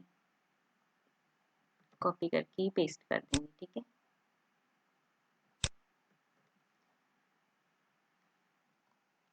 ਉਦਰਤ ਹਵਾਲਾ ਦੇਣ ਦੀ ਵਿਧੀ, ਜਦੋਂ ਅਸੀਂ ਮੂਲ ਸਰੋਤ ਦੀ ਸਮੱਗਰੀ ਮੂਲ ਸਰੋਤ ਦੀ ਥਾਂ ਕਿਸੇ ਗੌਣ ਸਰੋਤ ਤੋਂ ਪ੍ਰਾਪਤ ਕਰਦੇ ਹਾਂ ਤੇ ਮੂਲ ਸਰੋਤ ਤੱਕ ਆਪਦੀ ਪਹੁੰਚ ਨਹੀਂ ਬਣਾਉਂਦੇ ਤਾਂ ਅਸੀਂ ਉਦਰਤ ਹਵਾਲੇ ਦੀ ਵਿਧੀ ਵਰਤਦੇ ਹਾਂ, ਠੀਕ ਹੈ। ਮੰਨ ਲਓ ਅਸੀਂ ਡਾਕਟਰ ਪਿਆਰ ਸਿੰਘ ਦੀ ਕਿਤਾਬ ਦੇ ਵਿੱਚੋਂ ਵਿਦਵਾਨ ਟਾਇਰਸ ਹਿਲਵੇ ਦੇ ਕਥਨ ਨੂੰ ਵਰਤਦੇ ਹਾਂ ਤੇ ਵਿਦਵਾਨ ਟਾਇਰਸ ਹਿਲਵੇ ਦੀ ਕਿਤਾਬ ਨੂੰ ਅਸੀਂ ਨਹੀਂ ਵਾਚਦੇ, ਫਿਰ ਅਸੀਂ ਉਦਰਤ ਹਵਾਲਾ ਦੇਵਾਂਗੇ। ਗੌਣ ਸਰੋਤ ਦਾ ਵੇਰਵਾ ਦਰਜ ਕਰਨ ਦੀ ਵਿਧੀ, ਪਹਿਲਾਂ ਅਸੀਂ ਲਿਖਾਂਗੇ ਮੂਲ ਸਰੋਤ ਦਾ ਵੇਰਵਾ, ਫਿਰ ਅਸੀਂ ਬ੍ਰੈਕਟ ਦੇ ਵਿੱਚ ਗੌਣ ਸਰੋਤ ਦਾ ਵੇਰਵਾ ਲਿਖਾਂਗੇ। ਗੌਣ ਸਰੋਤ ਦੇ ਨਾਲ ਅਸੀਂ ਲਿਖ ਦਿਆਂਗੇ ਤੋਂ ਉਦਰਤ। ਜੇਕਰ ਅਸੀਂ ਗੌਣ ਸਰੋਤ ਦਾ ਵੇਰਵਾ ਅੰਗਰੇਜ਼ੀ ਦੇ ਸਰੋਤ ਦੇ ਵਿੱਚੋਂ ਦੇਣਾ ਹੈ ਫਿਰ ਅਸੀਂ ਪਹਿਲਾਂ ਲਿਖਾਂਗੇ ਅੰਗਰੇਜ਼ੀ ਦੀ ਜਿਹੜੀ ਅਸੀਂ ਉਕਤੀ ਵਰਤੀ ਉਹਨੂੰ ਅਸੀਂ ਡਬਲ ਕੌਮਿਆਂ ਦੇ ਵਿੱਚ ਲਿਖਾਂਗੇ, ਫਿਰ ਹਾਈਫਨ ਪਾ ਕੇ ਮੂਲ ਸਰੋਤ ਦਾ ਵੇਰਵਾ ਦਰਜ ਕਰਾਂਗੇ, ਫਿਰ ਅਸੀਂ ਬ੍ਰੈਕਟ ਦੇ ਵਿੱਚ ਕੋਟਡ ਇਨ ਲਿਖ ਕੇ ਗੌਣ ਸਰੋਤ ਦਾ ਵੇਰਵਾ ਦਰਜ ਕਰ ਦਿਆਂਗੇ। ਸੰਪਾਦਿਤ ਕਿਤਾਬ ਦਾ ਵੇਰਵਾ ਦਰਜ ਕਰਨ ਦੀ ਵਿਧੀ, ਪਹਿਲਾਂ ਅਸੀਂ ਲਿਖਾਂਗੇ ਲੇਖਕ ਦਾ ਨਾਮ, ਫਿਰ ਅਸੀਂ ਲੇਖ ਦਾ ਨਾਮ ਲਿਖਾਂਗੇ, ਲੇਖ ਦੇ ਨਾਮ ਨੂੰ ਅਸੀਂ ਡਬਲ ਕੌਮਿਆਂ ਦੇ ਵਿੱਚ ਦਰਜ ਕਰਾਂਗੇ, ਫਿਰ ਅਸੀਂ ਲਿਖਾਂਗੇ ਕਿਤਾਬ ਦਾ ਨਾਮ, ਕਿਤਾਬ ਦੇ ਨਾਮ ਨੂੰ ਅਸੀਂ ਇਟੈਲਿਕ ਕਰ ਦਿਆਂਗੇ, ਫਿਰ ਅਸੀਂ ਲਿਖਾਂਗੇ ਸੰਪਾਦਕ ਦਾ ਨਾਮ, ਸੰਪਾਦਕ ਦੇ ਨਾਮ ਨੂੰ ਅਸੀਂ ਬ੍ਰੈਕਟ ਦੇ ਵਿੱਚ ਦਰਜ ਕਰਾਂਗੇ, ਫਿਰ ਅਸੀਂ ਲਿਖਾਂਗੇ ਪ੍ਰਕਾਸ਼ਕ, ਪ੍ਰਕਾਸ਼ਨ ਸਥਾਨ, ਫਿਰ ਸਾਲ, ਫਿਰ ਪੰਨਾ ਨੰਬਰ। ਅਨੁਵਾਦਿਤ ਕਿਤਾਬ ਦਾ ਵੇਰਵਾ ਦਰਜ ਕਰਨ ਦੀ ਵਿਧੀ, ਪਹਿਲਾਂ ਅਸੀਂ ਲਿਖਾਂਗੇ ਮੂਲ ਲੇਖਕ ਦਾ ਨਾਮ, ਫਿਰ ਅਸੀਂ ਕਿਤਾਬ ਦਾ ਨਾਮ, ਕਿਤਾਬ ਦੇ ਨਾਮ ਨੂੰ ਅਸੀਂ ਇਟੈਲਿਕ ਕਰ ਦਿਆਂਗੇ, ਫਿਰ ਅਸੀਂ ਲਿਖਾਂਗੇ ਅਨੁਵਾਦਕ ਦਾ ਨਾਮ, ਅਨੁਵਾਦਕ ਦੇ ਨਾਮ ਨੂੰ ਅਸੀਂ ਬ੍ਰੈਕਟ ਵਿੱਚ ਦਰਜ ਕਰਾਂਗੇ, ਫਿਰ ਅਸੀਂ ਲਿਖਾਂਗੇ ਪ੍ਰਕਾਸ਼ਕ, ਫਿਰ ਪ੍ਰਕਾਸ਼ਨ ਸਥਾਨ, ਫਿਰ ਸਾਲ, ਫਿਰ ਪੰਨਾ ਨੰਬਰ। ਅਖਬਾਰ ਦਾ ਵੇਰਵਾ ਦਰਜ ਕਰਨ ਦੀ ਵਿਧੀ, ਪਹਿਲਾਂ ਅਸੀਂ ਲਿਖਾਂਗੇ ਲੇਖਕ ਦਾ ਨਾਮ, ਫਿਰ ਅਸੀਂ ਲੇਖ ਦਾ ਨਾਮ, ਇਹਨੂੰ ਅਸੀਂ ਡਬਲ ਕੌਮਿਆਂ ਦੇ ਵਿੱਚ ਰੱਖਾਂਗੇ, ਫਿਰ ਅਸੀਂ ਲਿਖਾਂਗੇ ਅਖਬਾਰ ਦਾ ਨਾਮ, ਇਹਨੂੰ ਇਟੈਲਿਕ ਕਰ ਦਿਆਂਗੇ, ਨਾਲ ਬ੍ਰੈਕਟ ਦੇ ਵਿੱਚ ਅਖਬਾਰ ਦੀ ਪ੍ਰਕਿਰਤੀ ਦਰਜ ਕਰਾਂਗੇ, ਫਿਰ ਅਸੀਂ ਲਿਖਾਂਗੇ ਮਿਤੀ, ਫਿਰ ਅਸੀਂ ਲਿਖਾਂਗੇ ਪੰਨਾ ਨੰਬਰ। ਮੈਗਜ਼ੀਨ ਦਾ ਵੇਰਵਾ ਦਰਜ ਕਰਨ ਦੀ ਵਿਧੀ, ਪਹਿਲਾਂ ਅਸੀਂ ਲਿਖਾਂਗੇ ਲੇਖਕ ਦਾ ਨਾਮ, ਫਿਰ ਅਸੀਂ ਲਿਖਾਂਗੇ ਲੇਖ ਦਾ ਨਾਮ, ਇਹਨੂੰ ਅਸੀਂ ਡਬਲ ਕੌਮਿਆਂ ਦੇ ਵਿੱਚ ਰੱਖਾਂਗੇ, ਫਿਰ ਅਸੀਂ ਲਿਖਾਂਗੇ ਮੈਗਜ਼ੀਨ ਦਾ ਨਾਮ, ਇਹਨੂੰ ਇਟੈਲਿਕ ਕਰਾਂਗੇ, ਨਾਲ ਬ੍ਰੈਕਟ ਦੇ ਵਿੱਚ ਮੈਗਜ਼ੀਨ ਦੀ ਪ੍ਰਕਿਰਤੀ ਦਰਜ ਕਰਾਂਗੇ, ਫਿਰ ਅਸੀਂ ਲਿਖਾਂਗੇ ਮਿਤੀ, ਫਿਰ ਅਸੀਂ ਲਿਖਾਂਗੇ ਜਿਲਦ ਤੇ ਅੰਕ। ਠੀਕ ਹੈ, ਜਿਲਦ ਤੇ ਅੰਕ ਮਿਤੀ ਤੋਂ ਬਾਅਦ ਦੇ ਵਿੱਚ ਦਰਜ ਕਰਾਂਗੇ, ਫਿਰ ਅਸੀਂ ਅਖੀਰ ਦੇ ਵਿੱਚ ਲਿਖਾਂਗੇ ਪੰਨਾ ਨੰਬਰ। ਖੋਜ ਪ੍ਰਬੰਧ ਜਾਂ ਨਿਬੰਧ ਦਾ ਵੇਰਵਾ ਦਰਜ ਕਰਨ ਦੀ ਵਿਧੀ। ਪਹਿਲਾਂ ਅਸੀਂ ਲਿਖਾਂਗੇ ਖੋਜਾਰਥੀ ਦਾ ਨਾਮ, ਫਿਰ ਅਸੀਂ ਖੋਜ ਪ੍ਰਬੰਧ ਜਾਂ ਨਿਬੰਧ ਦਾ ਨਾਮ ਲਿਖਾਂਗੇ, ਇਹਨੂੰ ਅਸੀਂ ਡਬਲ ਕੌਮਿਆਂ ਦੇ ਵਿੱਚ ਰੱਖਾਂਗੇ। ਫਿਰ ਅਸੀਂ ਇਹਦੀ ਪ੍ਰਕਿਰਤੀ ਦੱਸਾਂਗੇ ਕਿ ਇਹ ਪ੍ਰਕਾਸ਼ਿਤ ਜਾਂ ਅਪ੍ਰਕਾਸ਼ਿਤ PhD ਖੋਜ ਪ੍ਰਬੰਧ ਹੈ ਜਾਂ MPhil ਖੋਜ ਨਿਬੰਧ ਹੈ। ਠੀਕ ਹੈ, ਫਿਰ ਅਸੀਂ ਲਿਖਾਂਗੇ ਸੰਸਥਾ, ਫਿਰ ਅਸੀਂ ਲਿਖਾਂਗੇ ਸਾਲ, ਫਿਰ ਪੰਨਾ ਨੰਬਰ। ਇਹ ਜਿਹੜਾ ਤਰੀਕਾ ਇਹ ਡਾਕਟਰ ਪਿਆਰ ਸਿੰਘ ਦੇ ਅਨੁਸਾਰ ਹੈ। ਅਤੇ ਜਿਹੜਾ MLA ਸਟਾਈਲ ਹੈ ਉਹਦੇ ਵਿੱਚ ਜਿਹੜੇ ਪਹਿਲਾਂ ਵਾਲੇ ਸੰਸਕਰਨ ਸੀ ਉਹਦੇ ਵਿੱਚ ਜਿਹੜਾ ਖੋਜ ਪ੍ਰਬੰਧ ਦਾ ਸਿਰਲੇਖ ਹੈ ਜੇ ਉਹ ਅਣਪ੍ਰਕਾਸ਼ਿਤ ਹੈ ਫਿਰ ਉਹਨੂੰ ਡਬਲ ਕੌਮਿਆਂ ਦੇ ਵਿੱਚ ਰੱਖਿਆ ਜਾਂਦਾ ਸੀ, ਅਤੇ ਜੇ ਪ੍ਰਕਾਸ਼ਿਤ ਹੁੰਦਾ ਫਿਰ ਉਹਨੂੰ ਇਟੈਲਿਕ ਕੀਤਾ ਜਾਂਦਾ ਸੀ। ਪਰ ਜਿਹੜਾ ਹੁਣ 8ਵਾਂ ਸੰਸਕਰਨ ਆਇਆ 2016 ਦੇ ਵਿੱਚ MLA ਦਾ, ਉਹਦੇ ਵਿੱਚ ਪ੍ਰਕਾਸ਼ਿਤ ਜਾਂ ਅਪ੍ਰਕਾਸ਼ਿਤ ਦੇ ਵੇਰਵੇ ਦੇ ਵਿੱਚ ਵੱਖਰਤਾ ਨਹੀਂ ਕੀਤੀ ਜਾਂਦੀ, ਅਤੇ ਜਿਹੜਾ ਸਿਰਲੇਖ ਹੈ ਖੋਜ ਪ੍ਰਬੰਧ ਦਾ ਉਹਨੂੰ ਇਟੈਲਿਕ ਹੀ ਰੱਖਿਆ ਜਾਂਦਾ ਹੈ। ਸੋ ਤੁਸੀਂ ਇਹਨਾਂ ਦੋਵਾਂ ਤਰੀਕਿਆਂ ਦੇ ਵਿੱਚੋਂ ਇੱਕ ਤਰੀਕਾ ਅਪਣਾ ਸਕਦੇ ਹੋ, ਭਾਵ ਜਾਂ ਤਾਂ ਤੁਸੀਂ ਜਿਹੜਾ ਖੋਜ ਪ੍ਰਬੰਧ ਦਾ ਸਿਰਲੇਖ ਹੈ ਉਹਨੂੰ ਇਟੈਲਿਕ ਕਰ ਲਵੋ। ਠੀਕ ਹੈ, ਅਤੇ ਪ੍ਰਕਾਸ਼ਿਤ ਜਾਂ ਅਪ੍ਰਕਾਸ਼ਿਤ ਦਾ ਵੇਰਵਾ ਇੱਥੇ ਨਾ ਦੱਸੋ, ਸਿਰਫ PhD ਖੋਜ ਪ੍ਰਬੰਧ ਜਾਂ MPhil ਖੋਜ ਨਿਬੰਧ ਦਾ ਵੇਰਵਾ ਇੱਥੇ ਦੇ ਦਿਓ। ਠੀਕ ਹੈ, ਜਾਂ ਤੁਸੀਂ ਐਵੇਂ ਕਰੋ ਕਿ ਜਿਹੜੇ ਅਪ੍ਰਕਾਸ਼ਿਤ ਖੋਜ ਪ੍ਰਬੰਧ ਨੇ, ਭਾਵ ਜਿਹੜੇ ਪ੍ਰਕਾਸ਼ਿਤ ਨਹੀਂ ਹੈਗੇ, ਉਹਨਾਂ ਨੂੰ ਤੁਸੀਂ ਡਬਲ ਕੌਮਿਆਂ ਦੇ ਵਿੱਚ ਲਿਖ ਦਿਓ, ਅਤੇ ਨਾਲ ਇੱਥੇ ਲਿਖ ਦਿਓ ਕਿ ਅਪ੍ਰਕਾਸ਼ਿਤ PhD ਖੋਜ ਪ੍ਰਬੰਧ ਹੈ ਜਾਂ ਅਪ੍ਰਕਾਸ਼ਿਤ MPhil ਖੋਜ ਨਿਬੰਧ ਹੈ। ਠੀਕ ਹੈ, ਅਤੇ ਜਿਹੜੇ ਪ੍ਰਕਾਸ਼ਿਤ ਹੋਣਗੇ ਉਹਨਾਂ ਨੂੰ ਤੁਸੀਂ ਇਟੈਲਿਕ ਕਰ ਲਓ, ਅਤੇ ਇੱਥੇ ਪ੍ਰਕਾਸ਼ਿਤ PhD ਖੋਜ ਪ੍ਰਬੰਧ ਜਾਂ ਪ੍ਰਕਾਸ਼ਿਤ MPhil ਖੋਜ ਨਿਬੰਧ ਲਿਖ ਦਿਓ। ਠੀਕ ਹੈ, ਇਹਨਾਂ ਦੋਨਾਂ ਤਰੀਕਿਆਂ ਦੇ ਵਿੱਚ ਤੁਸੀਂ ਇੱਕ ਤਰੀਕਾ ਅਪਣਾ ਲਓ ਅਤੇ ਆਪਣੇ ਸਮੁੱਚੇ ਖੋਜ ਕਾਰਜ ਵਿੱਚ ਉਸੇ ਹੀ ਤਰੀਕੇ ਦੀ ਪਾਲਣਾ ਕਰੋ। ਸੰਦਰਭ ਗ੍ਰੰਥ ਦਾ ਵੇਰਵਾ ਦਰਜ ਕਰਨ ਦੀ ਵਿਧੀ। ਪਹਿਲਾਂ ਅਸੀਂ ਲਿਖਾਂਗੇ ਲੇਖਕ ਦਾ ਨਾਮ, ਫਿਰ ਅਸੀਂ ਇੰਦਰਾਜ ਦਾ ਸਿਰਲੇਖ ਲਿਖਾਂਗੇ, ਇਹਨੂੰ ਅਸੀਂ ਡਬਲ ਕੌਮਿਆਂ ਦੇ ਵਿੱਚ ਰੱਖਾਂਗੇ। ਫਿਰ ਅਸੀਂ ਲਿਖਾਂਗੇ ਸੰਦਰਭ ਗ੍ਰੰਥ ਦਾ ਨਾਮ, ਇਹਨੂੰ ਇਟੈਲਿਕ ਰੱਖਾਂਗੇ, ਫਿਰ ਬ੍ਰੈਕਟ ਦੇ ਵਿੱਚ ਅਸੀਂ ਜਿਲਦ ਲਿਖ ਦਿਆਂਗੇ, ਫਿਰ ਪ੍ਰਕਾਸ਼ਕ, ਫਿਰ ਪ੍ਰਕਾਸ਼ਨ ਸਥਾਨ, ਫਿਰ ਸਾਲ। ਫਿਲਮ ਦਾ ਵੇਰਵਾ ਦਰਜ ਕਰਨ ਦੀ ਵਿਧੀ। ਪਹਿਲਾਂ ਲਿਖਾਂਗੇ ਅਸੀਂ ਫਿਲਮ ਦਾ ਨਾਮ, ਇਹਨੂੰ ਅਸੀਂ ਇਟੈਲਿਕ ਰੱਖਾਂਗੇ, ਫਿਰ ਅਸੀਂ ਡਾਇਰੈਕਟਰ ਦਾ ਨਾਮ ਲਿਖਾਂਗੇ, ਫਿਰ ਫਿਲਮ ਸਟੂਡੀਓ ਜਾਂ ਫਿਲਮ ਕੰਪਨੀ ਦਾ ਨਾਮ ਲਿਖਾਂਗੇ, ਫਿਰ ਫਿਲਮ ਰਿਲੀਜ਼ ਹੋਣ ਦਾ ਸਾਲ। ਹੱਥ ਲਿਖਤ ਦਾ ਵੇਰਵਾ ਦਰਜ ਕਰਨ ਦੀ ਵਿਧੀ। ਪਹਿਲਾਂ ਅਸੀਂ ਲਿਖਾਂਗੇ ਲੇਖਕ ਦਾ ਨਾਮ, ਫਿਰ ਅਸੀਂ ਹੱਥ ਲਿਖਤ ਦਾ ਸਿਰਲੇਖ ਲਿਖਾਂਗੇ, ਇਹਨੂੰ ਅਸੀਂ ਡਬਲ ਕੌਮਿਆਂ ਦੇ ਵਿੱਚ ਲਿਖਾਂਗੇ, ਫਿਰ ਅਸੀਂ ਹੱਥ ਲਿਖਤ ਲਿਖ ਕੇ ਫਿਰ ਐਕਸੈਸ਼ਨ ਨੰਬਰ ਲਿਖਾਂਗੇ, ਫਿਰ ਹੱਥ ਲਿਖਤ ਜਿੱਥੇ ਉਹ ਮੌਜੂਦ ਹੈ ਉਹ ਸਥਾਨ ਲਿਖ ਦਿਆਂਗੇ, ਫਿਰ ਪੰਨਿਆਂ ਦੀ ਗਿਣਤੀ ਲਿਖ ਦਿਆਂਗੇ। ਠੀਕ ਹੈ, ਇਹ ਡਾਕਟਰ ਪਿਆਰ ਸਿੰਘ ਦੇ ਅਨੁਸਾਰ ਅਸੀਂ ਹੱਥ ਲਿਖਤ ਦਾ ਸਿਰਲੇਖ ਹੈ ਜਿਹੜਾ ਉਹ ਡਬਲ ਕੌਮਿਆਂ ਦੇ ਵਿੱਚ ਰੱਖਾਂਗੇ, ਪਰ ਜਿਹੜਾ MLA ਸਟਾਈਲ ਹੈ 2016 ਵਾਲਾ 8ਵਾਂ ਸੰਸਕਰਨ, ਉਹਦੇ ਅਨੁਸਾਰ ਅਸੀਂ ਜਿਹੜਾ ਹੱਥ ਲਿਖਤ ਦਾ ਸਿਰਲੇਖ ਹੈ ਉਹ ਇਟੈਲਿਕ ਕਰ ਦਿਆਂਗੇ। ਤੁਸੀਂ ਇੱਥੇ ਵੀ ਦੋਨਾਂ ਤਰੀਕਿਆਂ ਦੇ ਵਿੱਚੋਂ ਇੱਕ ਤਰੀਕਾ ਅਪਣਾ ਸਕਦੇ ਹੋ, ਜਾਂ ਤਾਂ ਤੁਸੀਂ ਇਹਨੂੰ ਡਬਲ ਕੌਮਿਆਂ ਦੇ ਵਿੱਚ ਲਿਖ ਲਓ ਸਿਰਲੇਖ ਨੂੰ, ਨਹੀਂ ਤੁਸੀਂ ਸਿਰਲੇਖ ਨੂੰ ਇਟੈਲਿਕ ਕਰ ਸਕਦੇ ਹੋ। ਅਪ੍ਰਕਾਸ਼ਿਤ ਖੋਜ ਪੱਤਰ ਜਾਂ ਰਿਪੋਰਟ ਆਦਿ ਦਾ ਵੇਰਵਾ ਦਰਜ ਕਰਨ ਦੀ ਵਿਧੀ। ਪਹਿਲਾਂ ਅਸੀਂ ਲਿਖਾਂਗੇ ਲੇਖਕ ਦਾ ਨਾਮ, ਫਿਰ ਅਸੀਂ ਖੋਜ ਪੱਤਰ ਦਾ ਨਾਮ ਲਿਖਾਂਗੇ, ਇਹਨੂੰ ਅਸੀਂ ਡਬਲ ਕੌਮਿਆਂ ਦੇ ਵਿੱਚ ਰੱਖਾਂਗੇ, ਫਿਰ ਅਸੀਂ ਲਿਖਤ ਦੀ ਪ੍ਰਕਿਰਤੀ, ਭਾਵ ਉਹ ਕਿੱਥੇ ਮਤਲਬ ਪੜ੍ਹਿਆ ਗਿਆ, ਕਿਹੜੀ ਕਾਨਫਰੰਸ ਜਾਂ ਸੈਮੀਨਾਰ ਦੇ ਵਿੱਚ ਪੜ੍ਹਿਆ ਗਿਆ, ਉਹ ਪੂਰਾ ਵੇਰਵਾ ਲਿਖਾਂਗੇ, ਫਿਰ ਅਸੀਂ ਉਹਦਾ ਪਛਾਣ ਚਿੰਨ੍ਹ ਲਿਖ ਦਿਆਂਗੇ ਕਿ ਉਹ ਹੱਥ ਲਿਖਤ ਲਿਖਿਆ ਹੋਇਆ ਜਾਂ ਉਹ ਟਾਈਪ ਕੀਤਾ ਹੋਇਆ। ਠੀਕ ਹੈ, ਫਿਰ ਅਸੀਂ ਲਿਖ ਦਿਆਂਗੇ ਪੰਨਾ ਨੰਬਰ। ਜੇ ਅਸੀਂ ਭੂਮਿਕਾ ਦੇ ਵਿੱਚੋਂ ਹਵਾਲਾ ਦੇਣਾ ਹੈ, ਜੇ ਅਸੀਂ ਚੱਲਦੀ ਲਿਖਤ ਦੇ ਵਿੱਚ ਹੀ ਇਹ ਲਿਖ ਦਿੰਦੇ ਹਾਂ ਕਿ ਇਹ ਕਿਤਾਬ ਦੇ ਵਿੱਚ ਇਸ ਲੇਖਕ ਨੇ ਇਹ ਭੂਮਿਕਾ ਦੇ ਵਿੱਚ ਇਹ ਗੱਲ ਲਿਖੀ ਹੈ, ਫਿਰ ਤਾਂ ਸਾਨੂੰ ਭੂਮਿਕਾ ਦਾ ਅਲੱਗ ਤੌਰ 'ਤੇ ਵੇਰਵਾ ਦੇਣ ਦੀ ਜ਼ਰੂਰਤ ਨਹੀਂ ਹੈਗੀ।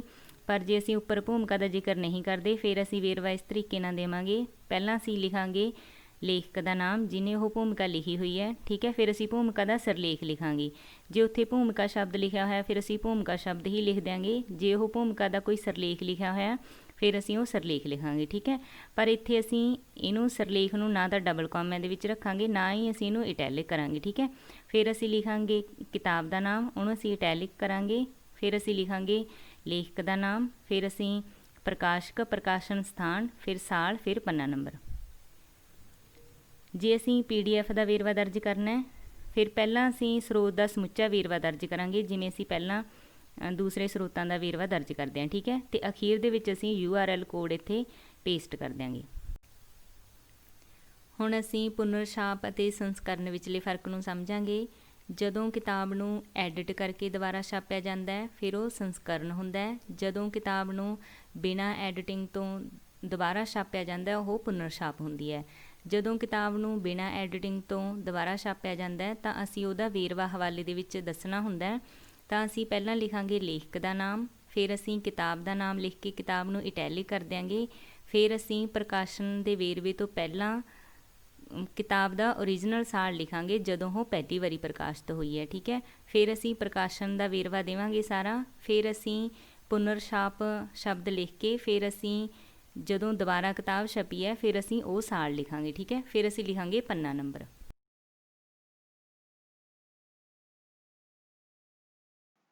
ਹੁਣ ਅਸੀਂ ਸਮਝਦੇ ਹਾਂ ਕਿ ਜਿਹੜੀ ਅਸੀਂ ਸਮੱਗਰੀ ਇੰਟਰਨੈਟ ਤੋਂ ਵਾਚਦੇ ਹਾਂ ਉਹਦਾ ਹਵਾਲਾ ਅਸੀਂ ਕਿਵੇਂ ਦੇਣਾ।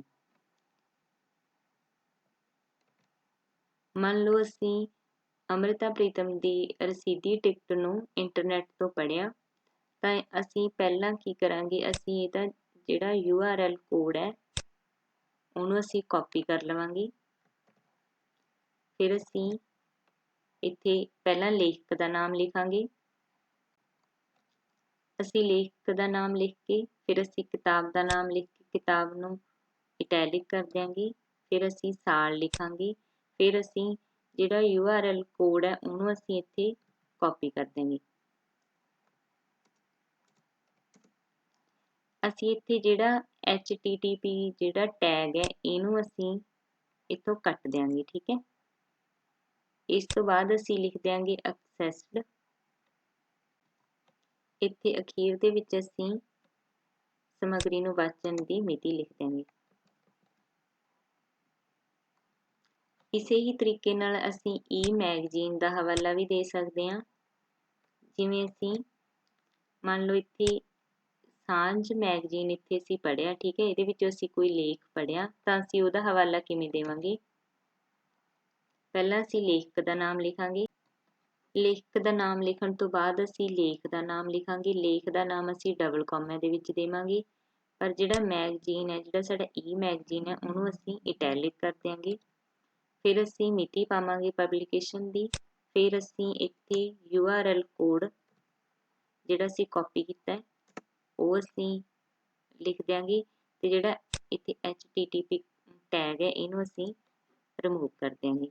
ਫਿਰ ਅਸੀਂ ਜਿਹੜੀ ਸਮੱਗਰੀ ਨੂੰ ਵਾਚਣ ਦੀ ਮਿਤੀ ਹੈ ਉਹ ਲਿਖ ਦਿਆਂਗੇ।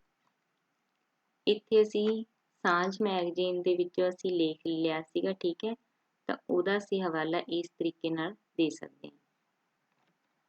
ਆਨਲਾਈਨ ਅਖਬਾਰ ਦਾ ਹਵਾਲਾ ਦੇਣ ਦੀ ਵਿਧੀ ਕੀ ਹੈ, ਹੁਣ ਅਸੀਂ ਇਹ ਸਮਝਾਂਗੇ। ਮੰਨ ਲਓ ਅਸੀਂ ਇੱਥੇ ਨਵਾਂ ਜ਼ਮਾਨਾ ਜਿਹੜਾ ਆਨਲਾਈਨ ਅਸੀਂ ਪੇਪਰ ਖੋਲ੍ਹਿਆ ਤੇ ਉਹਦੇ ਵਿੱਚ ਅਸੀਂ ਡਾਕਟਰ ਸੁਰਜੀਤ ਸਿੰਘ ਦਾ ਲੇਖ ਪੜ੍ਹਿਆ, ਲੇਖ ਗੁਰੂ ਨਾਨਕ ਚਿੰਤਨ ਦੀ ਇਤਿਹਾਸਕ ਜ਼ਮੀਨ, ਠੀਕ ਹੈ। ਅਸੀਂ ਇਹਦਾ ਹਵਾਲਾ ਦੇਣਾ ਤਾਂ ਅਸੀਂ ਕੀ ਕਰਾਂਗੇ, ਪਹਿਲਾਂ ਅਸੀਂ ਲਿੰਕ ਨੂੰ ਕਾਪੀ ਕਰ ਲਾਂਗੇ। ਫਿਰ ਅਸੀਂ ਇੱਥੇ ਹਵਾਲਾ ਦੇਣਾ ਸ਼ੁਰੂ ਕਰਾਂਗੇ। ਪਹਿਲਾਂ ਅਸੀਂ ਲੇਖਕ ਦਾ ਨਾਮ ਲਿਖਾਂਗੇ। ਅਸੀਂ ਲੇਖਕ ਦਾ ਨਾਮ ਲਿਖਿਆ ਡਾਕਟਰ ਸੁਰਜੀਤ ਸਿੰਘ। ਫਿਰ ਅਸੀਂ ਲੇਖ ਨੂੰ ਡਬਲ ਕੋਮਿਆਂ ਦੇ ਵਿੱਚ ਰੱਖਿਆ। ਫਿਰ ਜਿਹੜਾ ਅਖਬਾਰ ਹੈ ਉਹਨੂੰ ਅਸੀਂ ਇਟੈਲਿਕ ਕੀਤਾ। ਫਿਰ ਮਿਤੀ ਤੋਂ ਬਾਅਦ ਅਸੀਂ ਲਿਖਾਂਗੇ ਹੁਣ ਜਿਹੜਾ URL ਕੋਡ ਹੈ ਸਾਡਾ ਉਹਨੂੰ ਅਸੀਂ ਕਾਪੀ ਕਰ ਦਿਆਂਗੇ ਇੱਥੇ, ਤੇ ਜਿਹੜਾ ਇਸ ਤੋਂ ਮੂਹਰੇ ਟੈਗ ਲੱਗਿਆ ਹੋਇਆ HTTP ਟੈਗ ਇਹਨੂੰ ਅਸੀਂ ਕੱਟ ਦਿਆਂਗੇ। ਫਿਰ ਅਸੀਂ ਇੱਥੇ ਮਿਤੀ ਪਾ ਦਿਆਂਗੇ ਸਮੱਗਰੀ ਨੂੰ ਵਾਚਣ ਦੀ ਮਿਤੀ। ਹੁਣ ਜੇਕਰ ਅਸੀਂ ਕਿਸੇ ਵੈਬਸਾਈਟ ਤੇ ਕੋਈ ਲੇਖ ਪੜ੍ਹਦੇ ਹਾਂ ਫਿਰ ਅਸੀਂ ਉਹਦਾ ਹਵਾਲਾ ਕਿਵੇਂ ਦੇਣਾ ਹੈ, ਹੁਣ ਅਸੀਂ ਉਹਦੇ ਬਾਰੇ ਸਮਝਾਂਗੇ। ਮੰਨ ਲਓ ਤੁਸੀਂ ਇੱਥੇ ਸਰੋਕਾਰ.ca ਵੈਬਸਾਈਟ ਤੋਂ ਡਾਕਟਰ ਬਲਦੇਵ ਸਿੰਘ ਢਾਲੀਵਾਲ ਦਾ ਲੇਖ ਪੜ੍ਹਿਆ, ਠੀਕ ਹੈ। ਤਾਂ ਅਸੀਂ ਇਹਦਾ ਹਵਾਲਾ ਕਿਵੇਂ ਦੇਵਾਂਗੇ, ਅਸੀਂ ਲਿੰਕ ਨੂੰ ਕਾਪੀ ਕਰਾਂਗੇ। ਫਿਰ ਅਸੀਂ ਇੱਥੇ ਲੇਖਕ ਦਾ ਨਾਮ ਪੂਰੀ ਡਿਟੇਲ ਲਿਖਾਂਗੇ। ਇੱਥੇ ਲੇਖਕ ਦੇ ਨਾਮ ਤੋਂ ਬਾਅਦ ਅਸੀਂ ਲੇਖ ਦਾ ਨਾਮ ਡਬਲ ਕੋਮੇ ਦੇ ਵਿੱਚ ਦੇਵਾਂਗੇ। ਫਿਰ ਵੈਬਸਾਈਟ ਦਾ ਨਾਮ ਉਹਨੂੰ ਅਸੀਂ ਇਟੈਲਿਕ ਕਰਾਂਗੇ। ਫਿਰ ਅਸੀਂ URL ਕੋਡ ਨੂੰ ਕਾਪੀ ਕਰ ਦਿਆਂਗੇ ਇੱਥੇ, ਤੇ ਉਹੀ HTTP ਵਾਲਾ ਟੈਗ ਹੈ ਜਿਹੜਾ ਉਹ ਅਸੀਂ ਇੱਥੋਂ ਹਟਾ ਦਿਆਂਗੇ। ਫਿਰ ਅਸੀਂ ਇੱਥੇ ਲੇਖ ਨੂੰ ਵਾਚਣ ਦੀ ਮਿਤੀ ਦਰਜ ਕਰ ਦਿਆਂਗੇ। ਇੱਥੇ ਅਸੀਂ ਵੇਖਦੇ ਹਾਂ ਕਿ ਅਸੀਂ YouTube ਵੀਡੀਓ ਦਾ ਹਵਾਲਾ ਕਿਵੇਂ ਦੇਣਾ ਹੈ। ਮੰਨ ਲਓ ਅਸੀਂ ਇੱਥੇ ਪੰਜਾਬੀ ਵਿਭਾਗ ਦੇ YouTube ਚੈਨਲ ਦੇ ਉੱਪਰ ਬਲਵਿੰਦਰ ਗਰੇਵਾਲ ਦਾ ਲੈਕਚਰ ਸੁਣਿਆ, ਠੀਕ ਹੈ। ਹੁਣ ਅਸੀਂ ਇਹਦਾ ਹਵਾਲਾ ਦੇਣਾ ਹੈ, ਤਾਂ ਅਸੀਂ ਕੀ ਕਰਾਂਗੇ, ਅਸੀਂ ਲਿੰਕ ਨੂੰ ਕਾਪੀ ਕਰ ਲਾਂਗੇ, ਫਿਰ ਅਸੀਂ ਹਵਾਲਾ ਦੇਵਾਂਗੇ। ਅਸੀਂ ਇੱਥੇ ਪਹਿਲਾਂ ਬੁਲਾਰੇ ਦਾ ਨਾਮ ਲਿਖਾਂਗੇ, ਫਿਰ ਅਸੀਂ ਲੈਕਚਰ ਦਾ ਨਾਮ ਲਿਖਾਂਗੇ, ਫਿਰ YouTube ਲਿਖ ਕੇ ਅਸੀਂ ਉਹਨੂੰ ਇਟੈਲਿਕ ਕਰ ਦਿਆਂਗੇ, ਫਿਰ ਅਸੀਂ ਲਿਖਾਂਗੇ ਅਪਲੋਡਡ ਬਾਏ, ਫਿਰ ਅਸੀਂ ਉਹ ਚੈਨਲ ਦਾ ਨਾਮ ਜਿਹਨੇ ਅਪਲੋਡ ਕੀਤੀ ਹੈ ਵੀਡੀਓ ਨੂੰ, uploaded bye Punjabi university Patiala, ਠੀਕ ਹੈ। ਫਿਰ ਅਸੀਂ ਤਰੀਕ, ਜਿਹੜੀ ਤਰੀਕ ਨੂੰ ਲੈਕਚਰ ਉਹ ਅਪਲੋਡ ਕੀਤਾ ਗਿਆ, ਫਿਰ ਅਸੀਂ URL ਕੋਡ ਲਿਖ ਦਿਆਂਗੇ। ਹੁਣ ਅਸੀਂ ਵੇਖਦੇ ਹਾਂ ਕਿ ਅਸੀਂ ਈਮੇਲ ਦਾ ਹਵਾਲਾ ਕਿਵੇਂ ਦੇ ਸਕਦੇ ਹਾਂ। ਪਹਿਲਾਂ ਅਸੀਂ ਈਮੇਲ ਭੇਜਣ ਵਾਲੇ ਦਾ ਨਾਮ ਲਿਖਾਂਗੇ, ਜਿਵੇਂ ਅਸੀਂ ਇੱਥੇ ਲਿਖਿਆ ਡਾਕਟਰ ਸੁਰਜੀਤ ਸਿੰਘ। ਫਿਰ ਅਸੀਂ ਈਮੇਲ ਦਾ ਜਿਹੜਾ ਟੌਪਿਕ ਹੈ ਉਹਦਾ ਨਾਮ ਲਿਖਾਂਗੇ ਇੱਥੇ।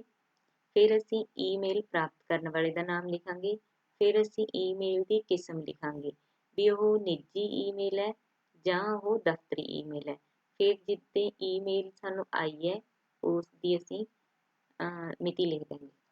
ਹੁਣ ਅਸੀਂ ਵੇਖਾਂਗੇ ਕਿ ਇੰਟਰਵਿਊ ਦਾ ਹਵਾਲਾ ਕਿਵੇਂ ਦਿੱਤਾ ਜਾ ਸਕਦਾ ਹੈ। ਪਹਿਲਾਂ ਅਸੀਂ ਲਿਖਾਂਗੇ ਇੰਟਰਵਿਊ ਦੇਣ ਵਾਲੇ ਦਾ ਨਾਮ, ਫਿਰ ਅਸੀਂ ਲਿਖ ਦਿਆਂਗੇ ਨਿੱਜੀ ਮੁਲਾਕਾਤ, ਫਿਰ ਅਸੀਂ ਇੰਟਰਵਿਊ ਕਰਨ ਦੀ ਮਿਤੀ ਲਿਖ ਦਿਆਂਗੇ।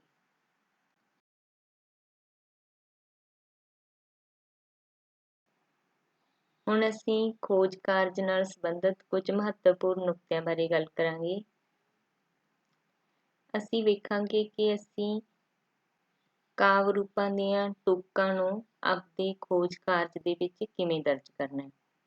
ਕਈ ਵਾਰੀ ਅਸੀਂ ਇਹਨਾਂ ਨੂੰ ਇੱਕ ਟੈਬ ਦੇ ਉੱਪਰ ਰੱਖ ਲੈਂਦੇ ਹਾਂ, ਕਈ ਵਾਰੀ ਅਸੀਂ 2 ਟੈਬ ਲਗਾ ਦਿੰਦੇ ਹਾਂ, ਕਈ ਵਾਰੀ ਅਸੀਂ ਇਹਨਾਂ ਨੂੰ ਵਿਚਕਾਰ ਰੱਖ ਲੈਂਦੇ ਹਾਂ, ਤੇ ਬਹੁਤੀ ਵਾਰ ਇਹ ਹੁੰਦਾ ਕਿ ਅਸੀਂ ਸਮੁੱਚੀ ਲਿਖਤ ਦੇ ਵਿੱਚ ਵੀ ਸਾਡੀ ਇਕਸਾਰਤਾ ਨਹੀਂ ਹੁੰਦੀ ਇਹਨਾਂ ਨੂੰ ਰੱਖਣ ਦੀ, ਠੀਕ ਹੈ।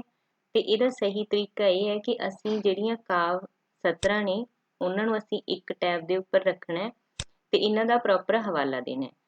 ਜੇ ਇੱਕ ਸਤਰ ਹੈ ਕਿਸੇ ਕਾਵਿ ਦੀ ਤਾਂ ਉਹਨੂੰ ਅਸੀਂ ਚੱਲਦੇ ਹਵਾਲੇ ਦੇ ਵਿੱਚ ਡਬਲ ਕੋਮਿਆਂ ਦੇ ਵਿੱਚ ਦੇਵਾਂਗੇ, ਪਰ ਜੇ 2 ਤੋਂ ਵੱਧ ਸਤਰਾਂ ਨੇ ਫਿਰ ਅਸੀਂ ਉਹਨਾਂ ਨੂੰ ਚਲਦੀ ਲਿਖਤ ਦੇ ਵਿੱਚੋਂ ਬਾਹਰ ਕੱਢ ਕੇ ਇੱਕ ਟੈਬ ਦੀ ਸਪੇਸ ਦੇ ਉੱਪਰ ਰੱਖਾਂਗੇ ਤੇ ਉਹਦਾ ਪ੍ਰੋਪਰ ਹਵਾਲਾ ਦੇਵਾਂਗੇ।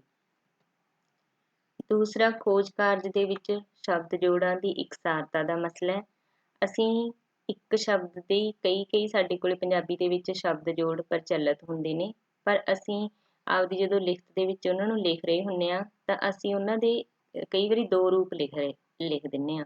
ਜਿਵੇਂ ਅਸੀਂ ਇੱਥੇ ਲਿਖਦੇ ਹਾਂ ਵਿੱਚ, ਇੱਕ ਇਹ ਅੱਧਕ ਵਾਲਾ ਵਿੱਚ ਹੈ, ਇੱਕ ਅੱਧਕ ਤੋਂ ਬਿਨਾਂ ਵਿੱਚ ਹੈ, ਠੀਕ ਹੈ।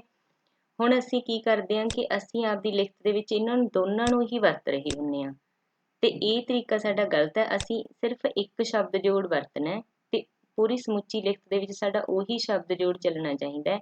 ਜੇ ਅਸੀਂ ਵਿੱਚ ਨੂੰ ਮੰਨ ਲਓ ਅੱਧਕ ਨਾਲ ਲਿਖ ਰਹੇ ਹਾਂ ਤਾਂ ਸਾਰੀ ਲਿਖਤ ਦੇ ਵਿੱਚ ਹੀ ਇਹ ਅੱਧਕ ਵਾਲਾ ਵਿੱਚ ਹੋਣਾ ਚਾਹੀਦਾ, ਠੀਕ ਹੈ। ਇਸੇ ਤਰ੍ਹਾਂ ਹੀ ਜਿੰਨਾ ਸ਼ਬਦ ਹੈ, ਜਿਵੇਂ ਅਸੀਂ ਲਿਖਦੇ ਹਾਂ ਇੱਕ ਅਸੀਂ ਐਵੇਂ ਲਿਖ ਲੈਂਦੇ ਹਾਂ, ਇੱਕ ਪੂਰਾ ਹਾਹਾ ਪਾ ਕੇ ਲਿਖ ਲੈਂਦੇ ਹਾਂ, ਠੀਕ ਹੈ।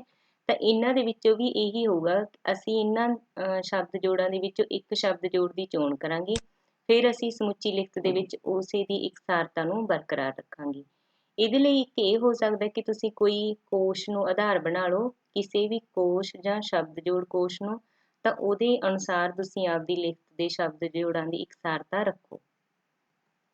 ਸ਼ਬਦ ਜੋੜਾਂ ਦੀ ਇਕਸਾਰਤਾ ਦੇ ਲਈ ਅਸੀਂ ਇੱਕ ਹੋਰ ਇੱਥੇ ਨੁਕਤਾ ਸਮਝਾਂਗੇ ਕਿ ਜਿਵੇਂ ਅਸੀਂ ਲਿਖਦੇ ਹਾਂ ਸਾਹਿਤ, ਠੀਕ ਹੈ, ਤੇ ਇਤਿਹਾਸ।